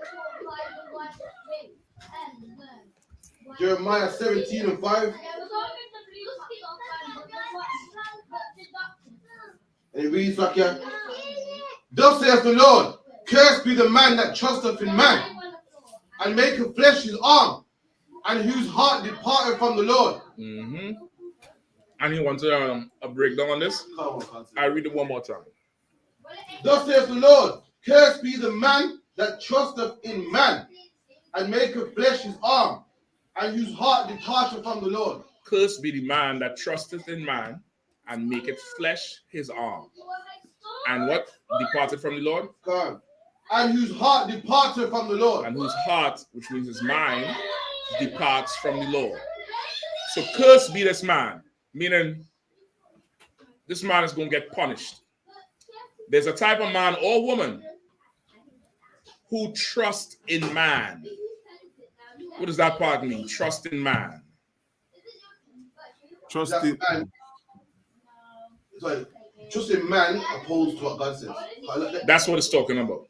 Okay, a lot of people try to say, listen to UPK man. That's a man. That's where I think that's where the whole thing comes. Yeah. Everybody's a man. I don't care, you follow Selassie, he's a man. Marcus Garvey was a man. Who else they follow? Farrakhan is a man. It's all men. But then there's some men who speak on behalf of the Lord. That's right. That's different. That's right. And I think come under the same umbrella to say that when people say the Bible was written by a man. So exactly. It's the same thing. The Bible was written by a man. A man wrote it down physically. What's the books you all have up here? Harry Potter. It's also written by a man. Right. Is they two the same books, nigga? Is they two the same men? No.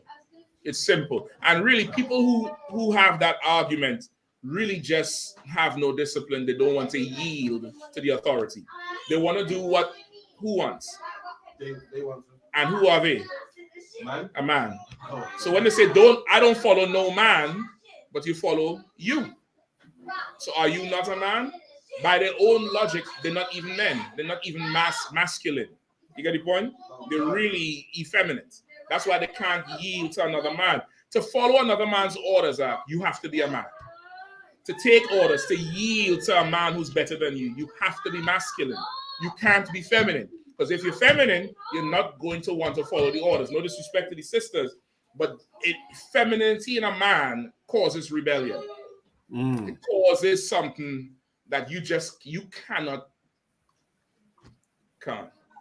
Canada one can't. Yes, sir.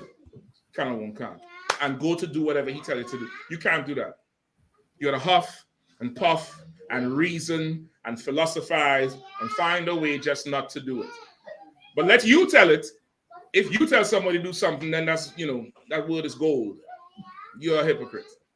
You understand? So now, read the scripture one more time. Oh, God. Thus says the Lord, cursed be the man that trusteth in man, and maketh flesh his arm. And make flesh his arm.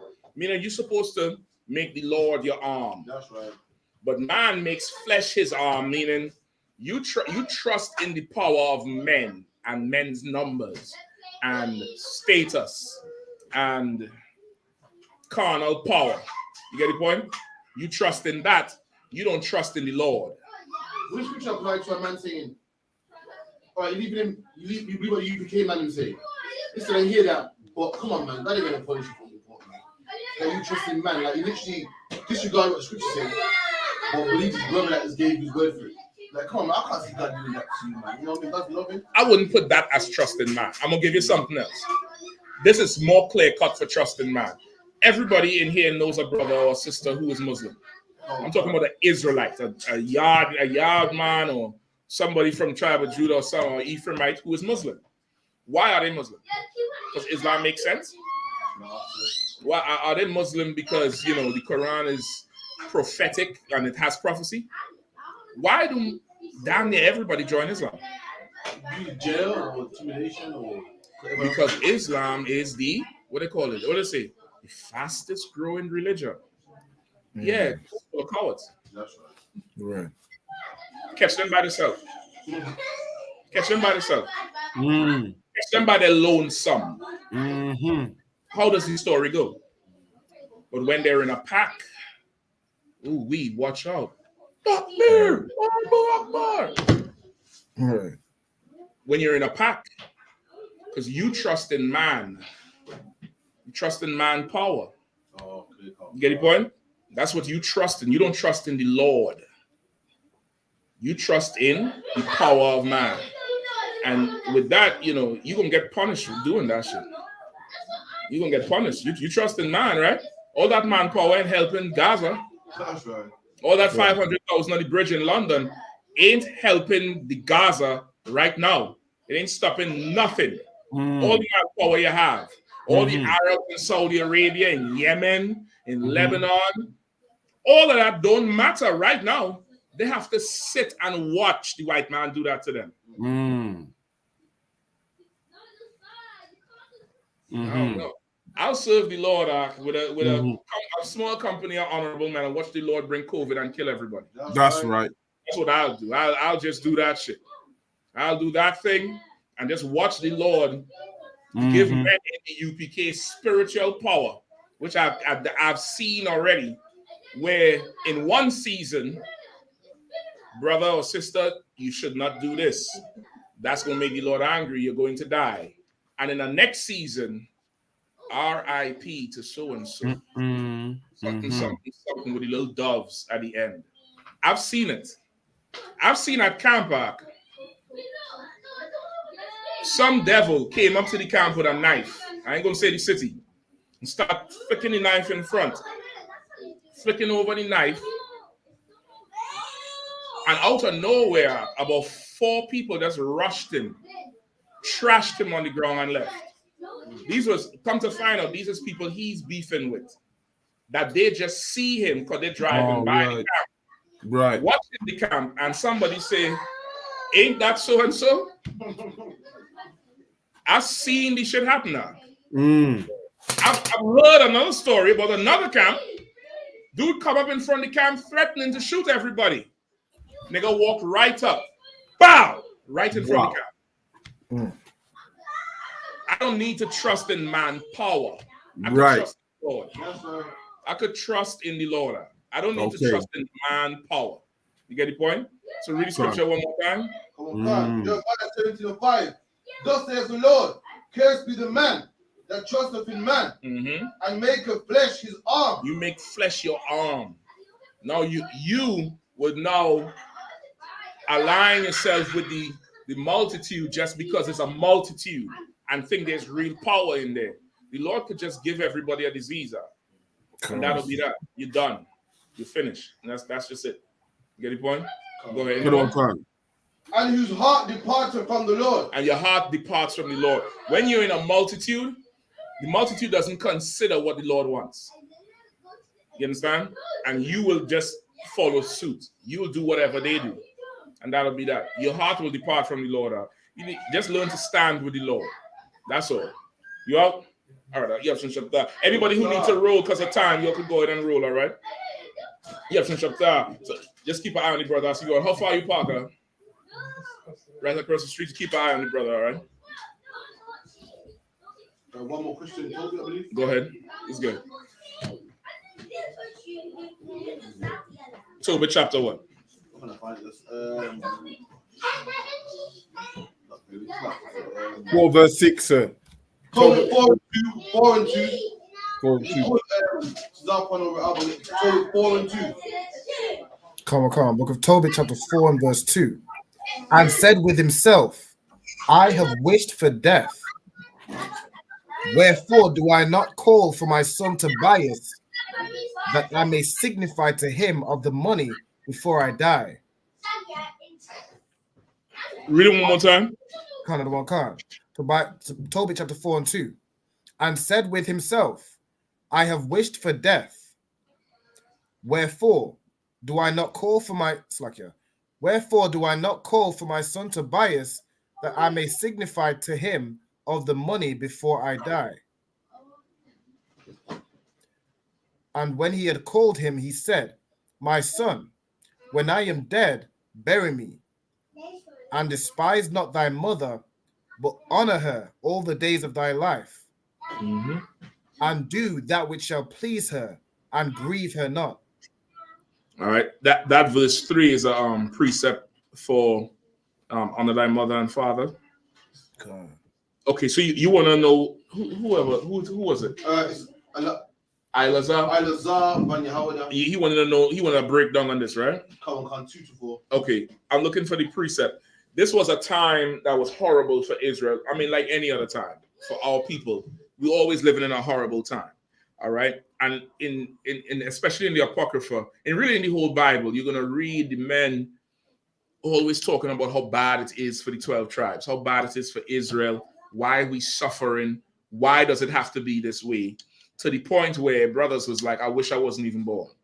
Ezra said that to the angel. Ezra asked, why did I have to be born in this generation to see my people suffer like this? Because sometimes you look at how we are and you're like, man, this thing is effed up. I don't even want to be here no more. Get the point? So it's in here somewhere, trying to see exactly where it is, where he's talking about how bad it is. Somebody had to scan the book for me real quick, all right? Hold on. I'm gonna get it for you. It's right there in either 1 or 2 or the beginning of 3.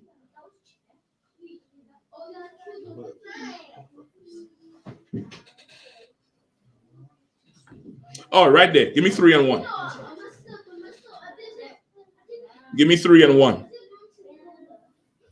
Tobit 3 and 1. Let's go. Come on. Book of Tobit, chapter 3 and verse 1. Then I, being grieved, did weep, and in my sorrow prayed, saying, O Lord, thou art just, and all thy works and all thy ways are mercy and truth. And thou judgest truly and justly forever. Remember me and look on me.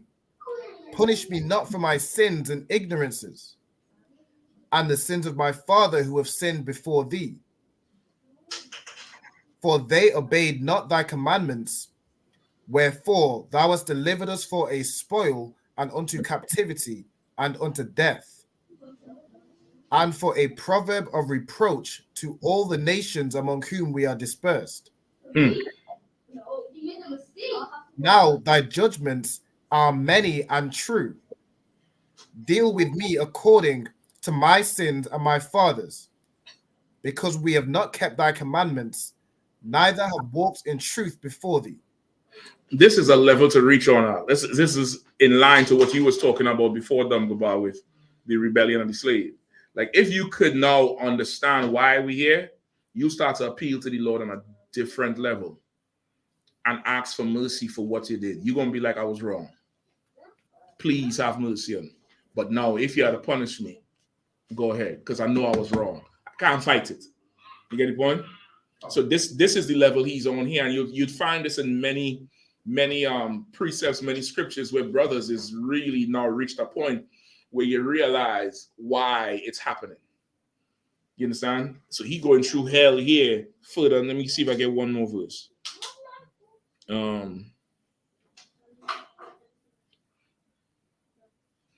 Hold on. It might be further up.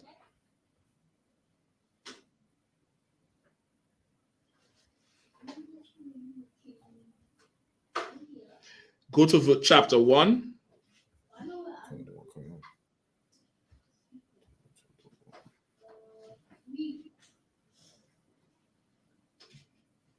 Hold on.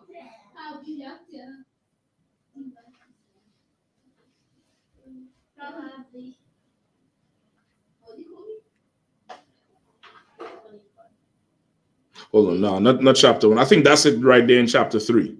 So Israel is in hell, like in any other captivity. And he's talking about how hard it is. You understand? He's talking about how hard it is. And now let's go to 4 and 1. Come on. Book of Tobit, chapter 4 and verse 1. In that day, Tobit remembered the money which he had committed to Gabael in rages of Media, and said with himself, I have wished for death. Wherefore do I not call for my son Tobias, that I may signify to him of the money before I die? Right. So now Tobit, he done reached a certain age after seeing Israel suffering. And if you've been around somebody who is old, you know, really old, they lived a long time, they're bedridden or they're sick or their health declining, they'll tell you, listen, I'm just here waiting on the Lord. I don't need nothing else in life. I'm ready. They'll say it. So now he's saying, I'm wished for death, and now that I'm ready to die, bring my son Tobit so I could pass my belongings to him. You understand? That's what he means. Like I could signify the money to him. I could sign it over. Signify mean like to sign over or to sign. So he's signing over everything to him. I hope Ilazar understands that. All right. So that's what it means. We good? Come on, cousin. All right, go ahead. Anything else? Last will be good. Let's rock with it. All right. Dreadlocks. Where we going, Cap? Where we going first? I'll go to everybody know about dreadlocks, right? Everybody understand dreadlocks? Can't see. Most people do, some people don't. We're just gonna go over it tonight, just a little bit. So number 6 and 5, sir. The Rastafarians, right? They take dreadlocks and they say the dreads come from what? They come from Sampson or the Nazarite vow? They say come from the Nazarite vow or Sampson. So let's get both. All right, let's get the Nazarite vow. Oh, on number 6 and 5. Suck it. Number 4. All the numbers. Are you sure it's not in Judges? Number 6 and 1. The Nazarite vows and 1. Go ahead. Number 6 and 1. And the Lord spake unto Moses, saying, Speak unto the children of Israel, and say unto them, when either a man or a woman shall separate themselves to vow a vow of a Nazarite, to separate themselves unto the Lord, he shall separate himself from wine and strong drink, and shall drink no vinegar or wine, or vinegar of strong drink, neither shall he drink any liquor of grapes, nor shall eat moist grapes or dried. All the days of his separation, he shall eat nothing that is made of the vine, from the kernels even unto the husk. All the days of his vow of his separation, there shall no razor come upon his head, until the days be fulfilled, in which he separateth himself unto the Lord. He shall be holy, and shall let the locks of his head grow. All the days of his separation, all the days that he separateth himself unto the Lord, he shall come at no dead body. He shall not make himself unclean for his father or his mother, for his brother or his sister, when they die. Right? So this Nazarite vow was very involved. It was a vow that the person themselves couldn't make. The parents have to make it in front of a priest with the baby. Right? A father can devote the child in the custom of the Nazarite vow. So now they'll have to bring that child before the priest and say this child is going to obey the Nazarite vow. So it's up to the parents now to keep this child, not cut the child's hair, not let the child get to alcohol, grow them in a way so that they don't get prone to the alcohol. Go ahead, sis. Because you want your child to be, now this child is now special to the Lord. It's not an ordinary child. This child could forever be in the work of the Lord, because as you see later on, it says the child can't be come unclean even for their mother or father, meaning you go to a funeral, you know you're unclean for 7 days. So if you're a priest for them 7 days, you can't teach, you can't go in the temple because you're unclean. The regular priest are only allowed to be unclean for immediate family. Like if you're a priest in here, your uncle died, shalom. You could send a card, but you would probably get denied during the funeral because you needed in the work so much. 7 days off is the whole school would stop if you get off. But if it's your mother and father, your brother, your sister, you could go because they are near kinsmen. This Nazarite, whoever died, shalom. That's it. That's it. Do people do that now? What's good on now? Say again? Do people do that now? Yep. Captain Akkad, his son, Naquam, I think his son's name is Naquam Yala. He did it with his son. He dedicated his son to the Nazarite vow. Right? You could do it if you want to. That'll be from birth, though. I think you could probably get some counsel on it. I could find out, but I think it's from birth. Like once the child is, after the circumcision and all of that stuff, you could bring the child in, the boy, and you could dedicate him to the Lord. It's that he's dedicated to the Lord now, and he's going to be a little bit different than everybody else because certain things he just cannot do. It's just forbidden for him to do, and it's supposed to be for a time. Usually it's until they become adults. Some people take it further. But the minute one thing is broken, you're not a Nazarite anymore. Right? Go ahead. Is it like in England, you got certain people of prestige that are separated from everybody else? They had ladies not just a woman, so woman separated. She's taught a certain way, raised a certain way, and she's only supposed to marry certain people. In a way, but them bitches be hoes. They're here, I'm telling you straight, them bitches be absolute hoes, brother. The whole rugby team having their turn with that, bro. But in a way, but this is a little bit different because, of course, this is a brother in service with the Lord. You get the point? He's in service to the Lord. He's separated and dedicated to the Lord. Like this cat here, there's really ain't no fault in him. And the Lord is going to be able to use him for certain things. That's what the Nazarite vow was for. Oh, God. All right. And it's from birth. And it's not just here. Right? The Rastafarians usually just stop at the hair. They don't stop at the alcohol because everybody drinking Guinness and whatever else. And if that's the case, they ain't stopping at the funerals. They ain't stopping at who they're supposed to marry and who they're not supposed to marry and stuff like that. And you can't cut anything. You can't trim it. You can't do none of that thing. You can't cut it off. You get the point? Any more on it? Last one. That was it. All right. Give me Judges. So that's the Nazarite vow, right? Give me Judges 1.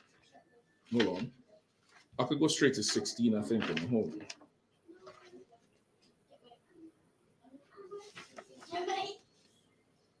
Give me with Sampson, where it says he was separated according to the Nazarite vow.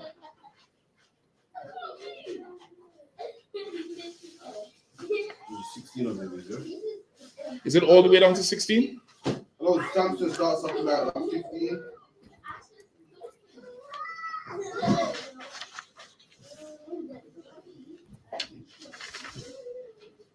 Come on, Carl. About 13 and 5. That's on about right. Go ahead. So 13 and 4. Now wherefore I pray thee, and drink not wine, nor strong drink, nor eat anything unclean. Standard 2. Come on, Khan. Judges 13 and 2. And there was a certain man named Zerah, of the family of the Danites. Right. Dan was one of the tribes. Right now, Dan is enfolded within Manasseh, and Levi is now in the place of Dan. Go ahead. Whose name was Manoah. Mm-hmm. And his wife was barren and bare not. Mm-hmm. And the angel of the Lord appeared unto the woman and said unto her, Behold, now thou art barren and bearest not, but thou shalt conceive and bear a son. Uh-huh. Now therefore be aware, I pray thee, and drink not wine nor strong drink, or eat not any unclean thing. Mm-hmm. For lo, thou shalt conceive and bear a son, and no razor shall come upon his head. For the child shall be a Nazarite unto God from the womb, mm-hmm. and he shall begin to deliver Israel out of the hand of the Philistines. So that was the purpose of Samson. The reason he, like how you asked, why would you do that? the angel came to this woman and told her, Samson going to be separated from the womb. The Lord wants him separated from the womb because this nigga going to now smite the Philistines. He's going to hurt the Philistines because the Philistines was hurting Israel. That's right. And that was Samson's life all the way up until some hoe named Delilah. All right. Now give me Judges 16 and 13. Judges 16 and 13. Right. And Delilah said unto Samson, hitherto thou hast mocked me and told me lies. Tell me wherewith thou mightest be bound. And he said unto her, right, because she was sent to make him weak. She was sent to find out the root of his strength. And his strength came from the Lord. This is one man.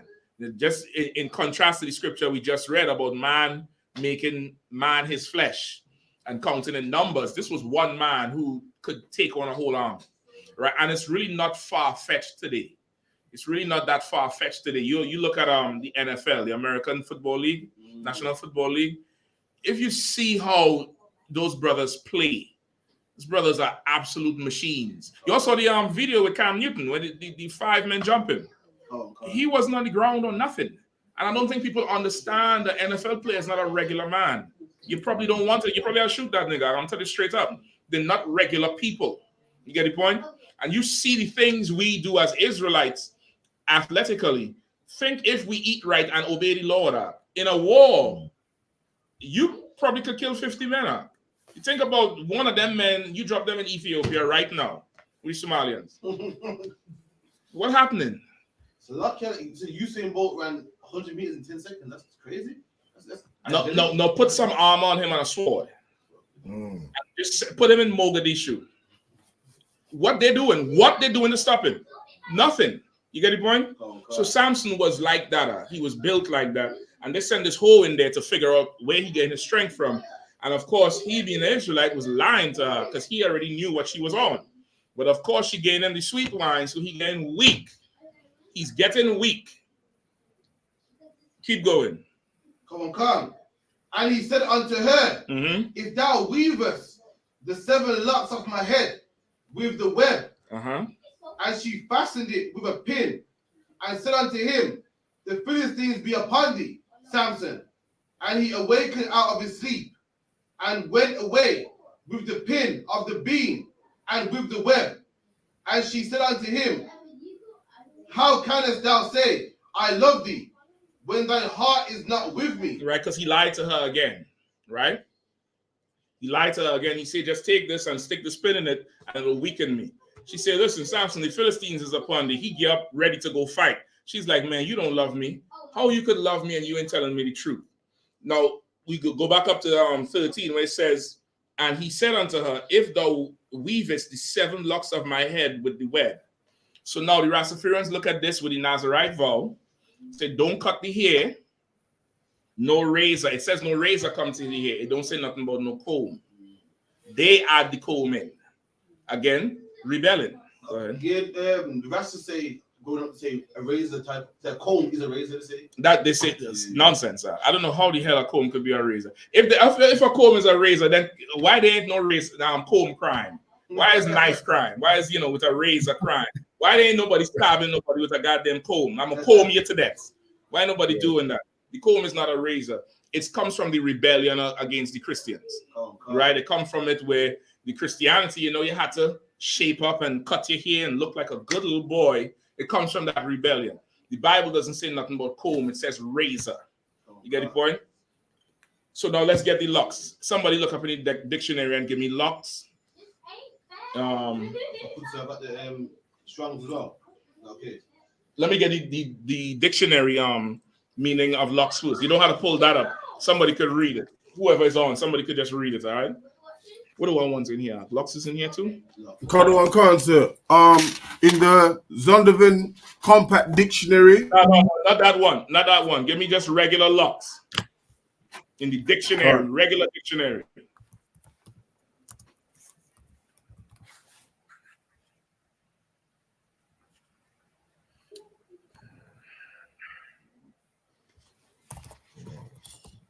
Who have it? Quickly, man.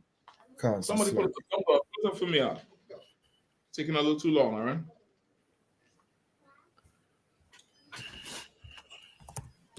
Locks in the Oxford Dictionary. It says, so lucky.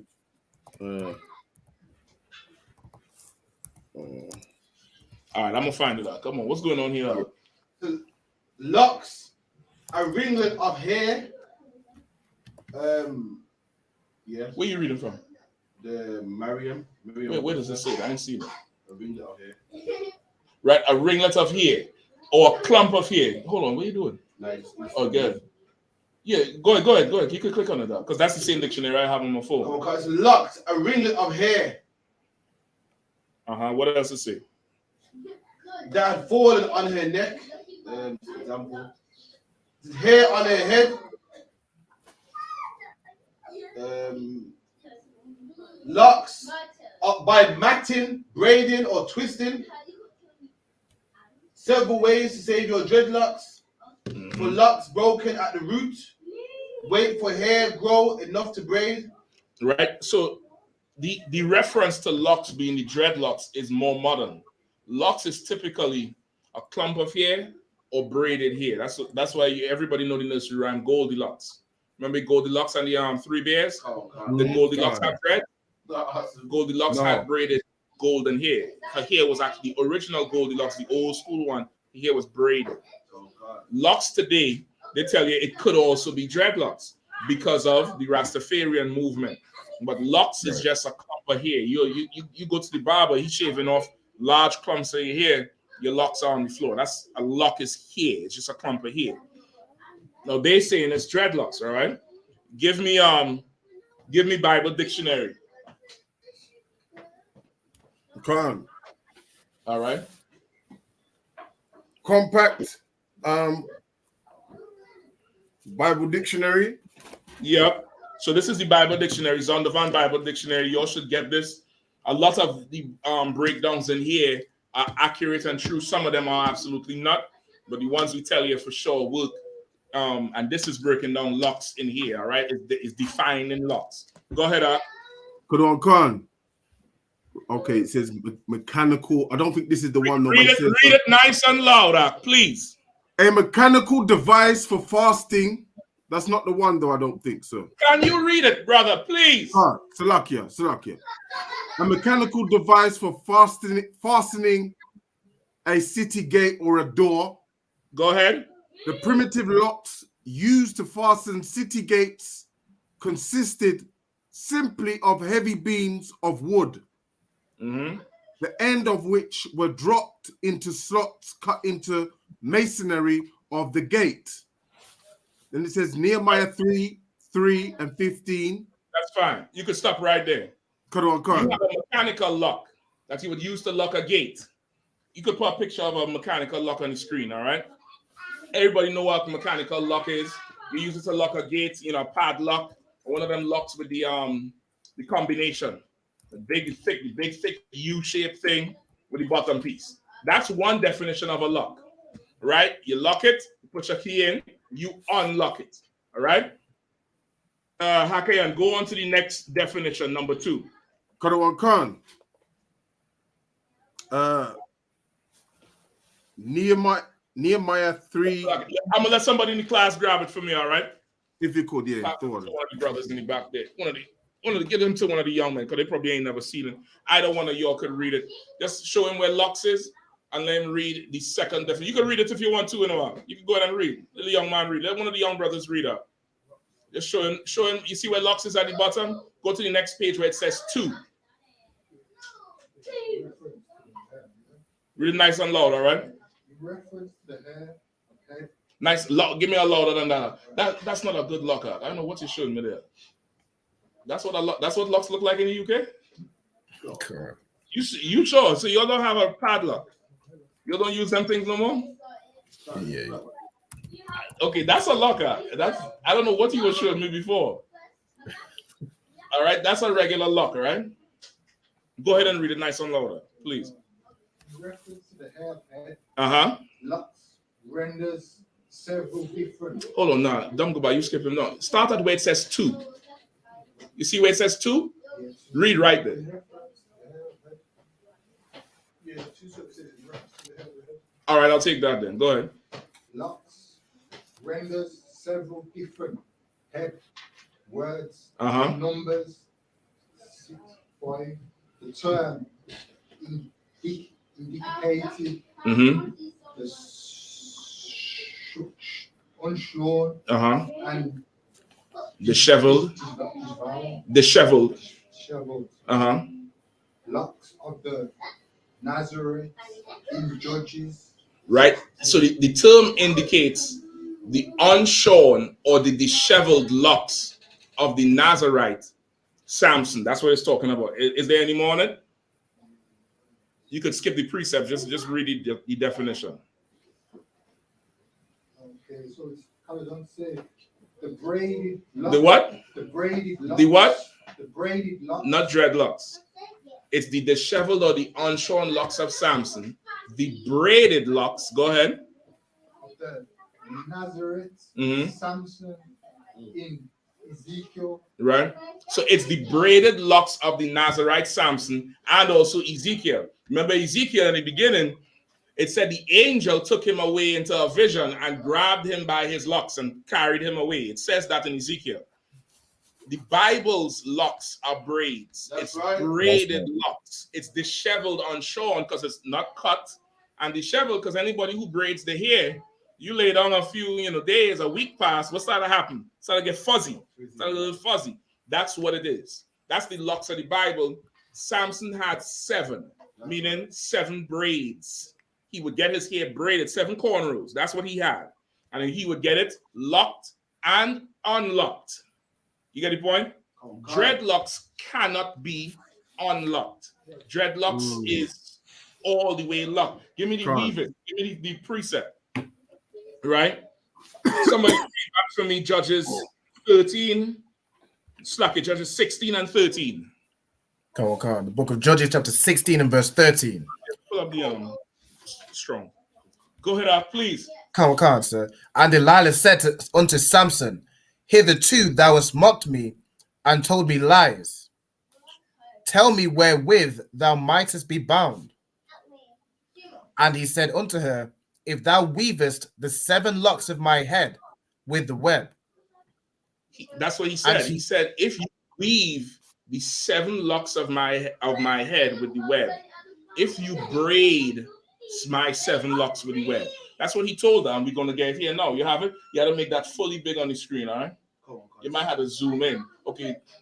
Everybody online might be able to see it. You could, right? This is the Hebrew for the word weavest in the Bible. All right. The brother went into the Strongs and looked up the actual word. Was that Makalpa or Makalapa? Makalapa. Right? Scroll down some. Go ahead, Robin, come on. I'm trying to guess over here. What is it? Makalapa. Makalapa, right?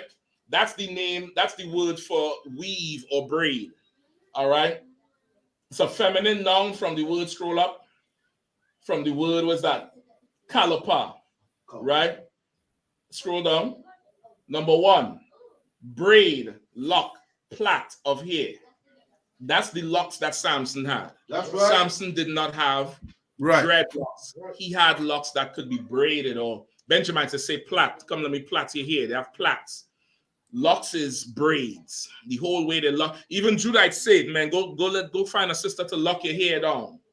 It's braiding the hair down, and then you could upbraid it. You could take it back out.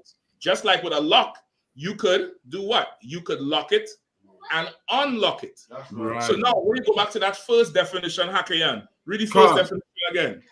Come. Show me some good dreadlocks on the screen. Locks. A mechanical device for fastening a city gate or door. Right? So you have a lock.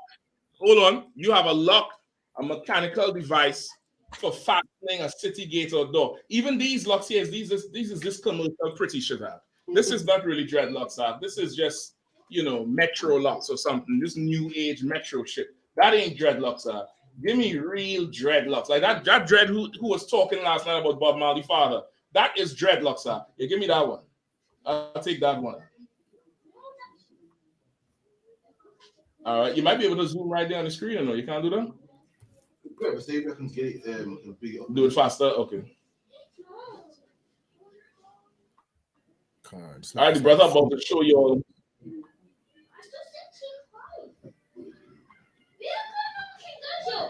Right? You're gonna zoom in now so y'all can see it. Everybody see these locks, right? They tell you that this is the locks that Sampson had. This is not what Sampson had. This cannot be braided. This is permanently locked. Now, when you have a padlock, anybody have an old padlock on the gate outside in the rain? When that lock can't be unlocked, what do you do with it? Yeah, angle grinder. Grind it up. Shit, there's something else you could do with that shit. You just get the bolt cutter and you cut that bitch off. You're supposed to cut that off. Because that can't be unlocked. It can't be upgraded. That's not the biblical locks. That's some nasty shit. That there is unhealthy. It's nasty. It's a waste of time. And that is not even your real hair. That's dead hair. That shit is not connected to the root.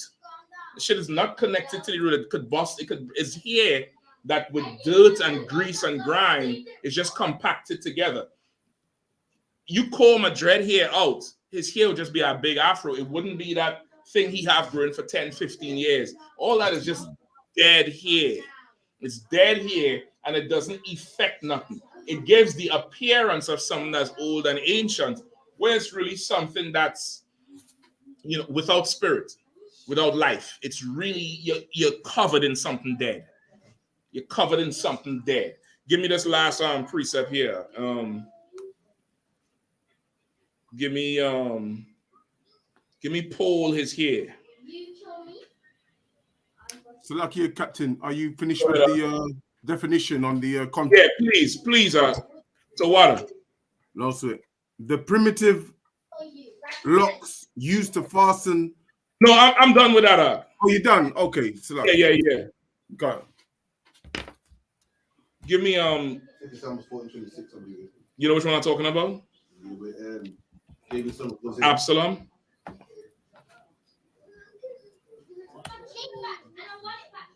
Second Samuel 14 and 26.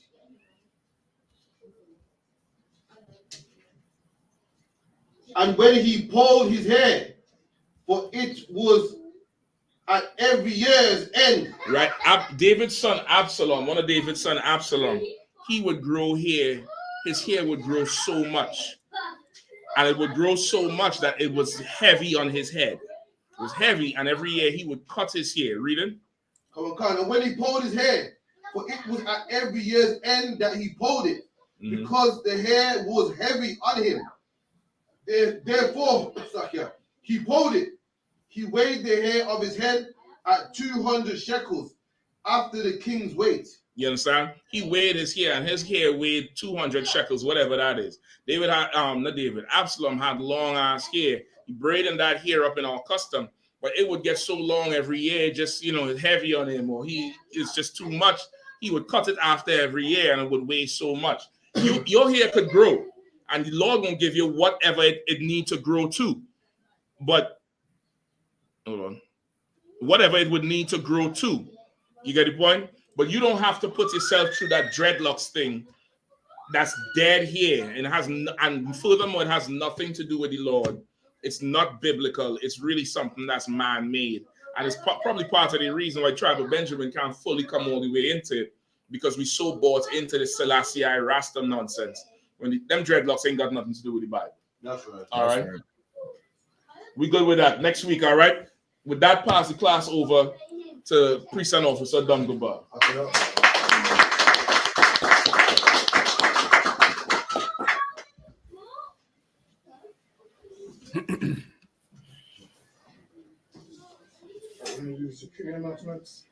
We had the ISUPK started at 1 West 125th Street, Harlem, New York. Roof new brother and sister. When a new brother or sister comes into the school, they are off limits for 6 months. They are to be saluted only. They're here to shed themselves of the world. If they need transportation, the teacher will arrange it. After 6 months, if a brother or sister has an interest in a particular person, he or she must get permission from the head to speak to a brother or sister. There's another 6 months in which the brother and sister will court each other. After this 6 month period, the brother and sister will get permission from the head to marry. Tithe, which is a commandment. Numbers chapter 18 and 21. Also in Malachi chapter 3 and 8 through 10. Ma'ashra, it means 10th in the Hebrew. 10% of every penny of any increase the Lord gives you. Give to the treasury department or teacher. Priest one. Free will offering for priests, not mandatory. Whatsoever amount you would like. Upcoming holy convocations, the Passover. Akim and Aquaf, check the bulletin board in the hallway. If anyone wants to be a troop in the school, start wearing all black, boot shirt, pants, headbands, and scarf. With that, we're going to give the teacher one courtesy salute. I imagine Shabbat. I imagine Barak. Yahweh Hashem Yahshua Yahweh Hashem Rakatham. Yajam Matar. Sa, which means turn your face to sisters. Turn the cameras and sisters. Men of Israel, I imagine Shabbat. I imagine Barak.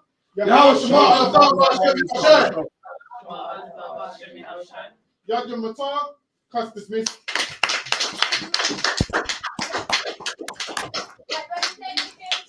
Shalom.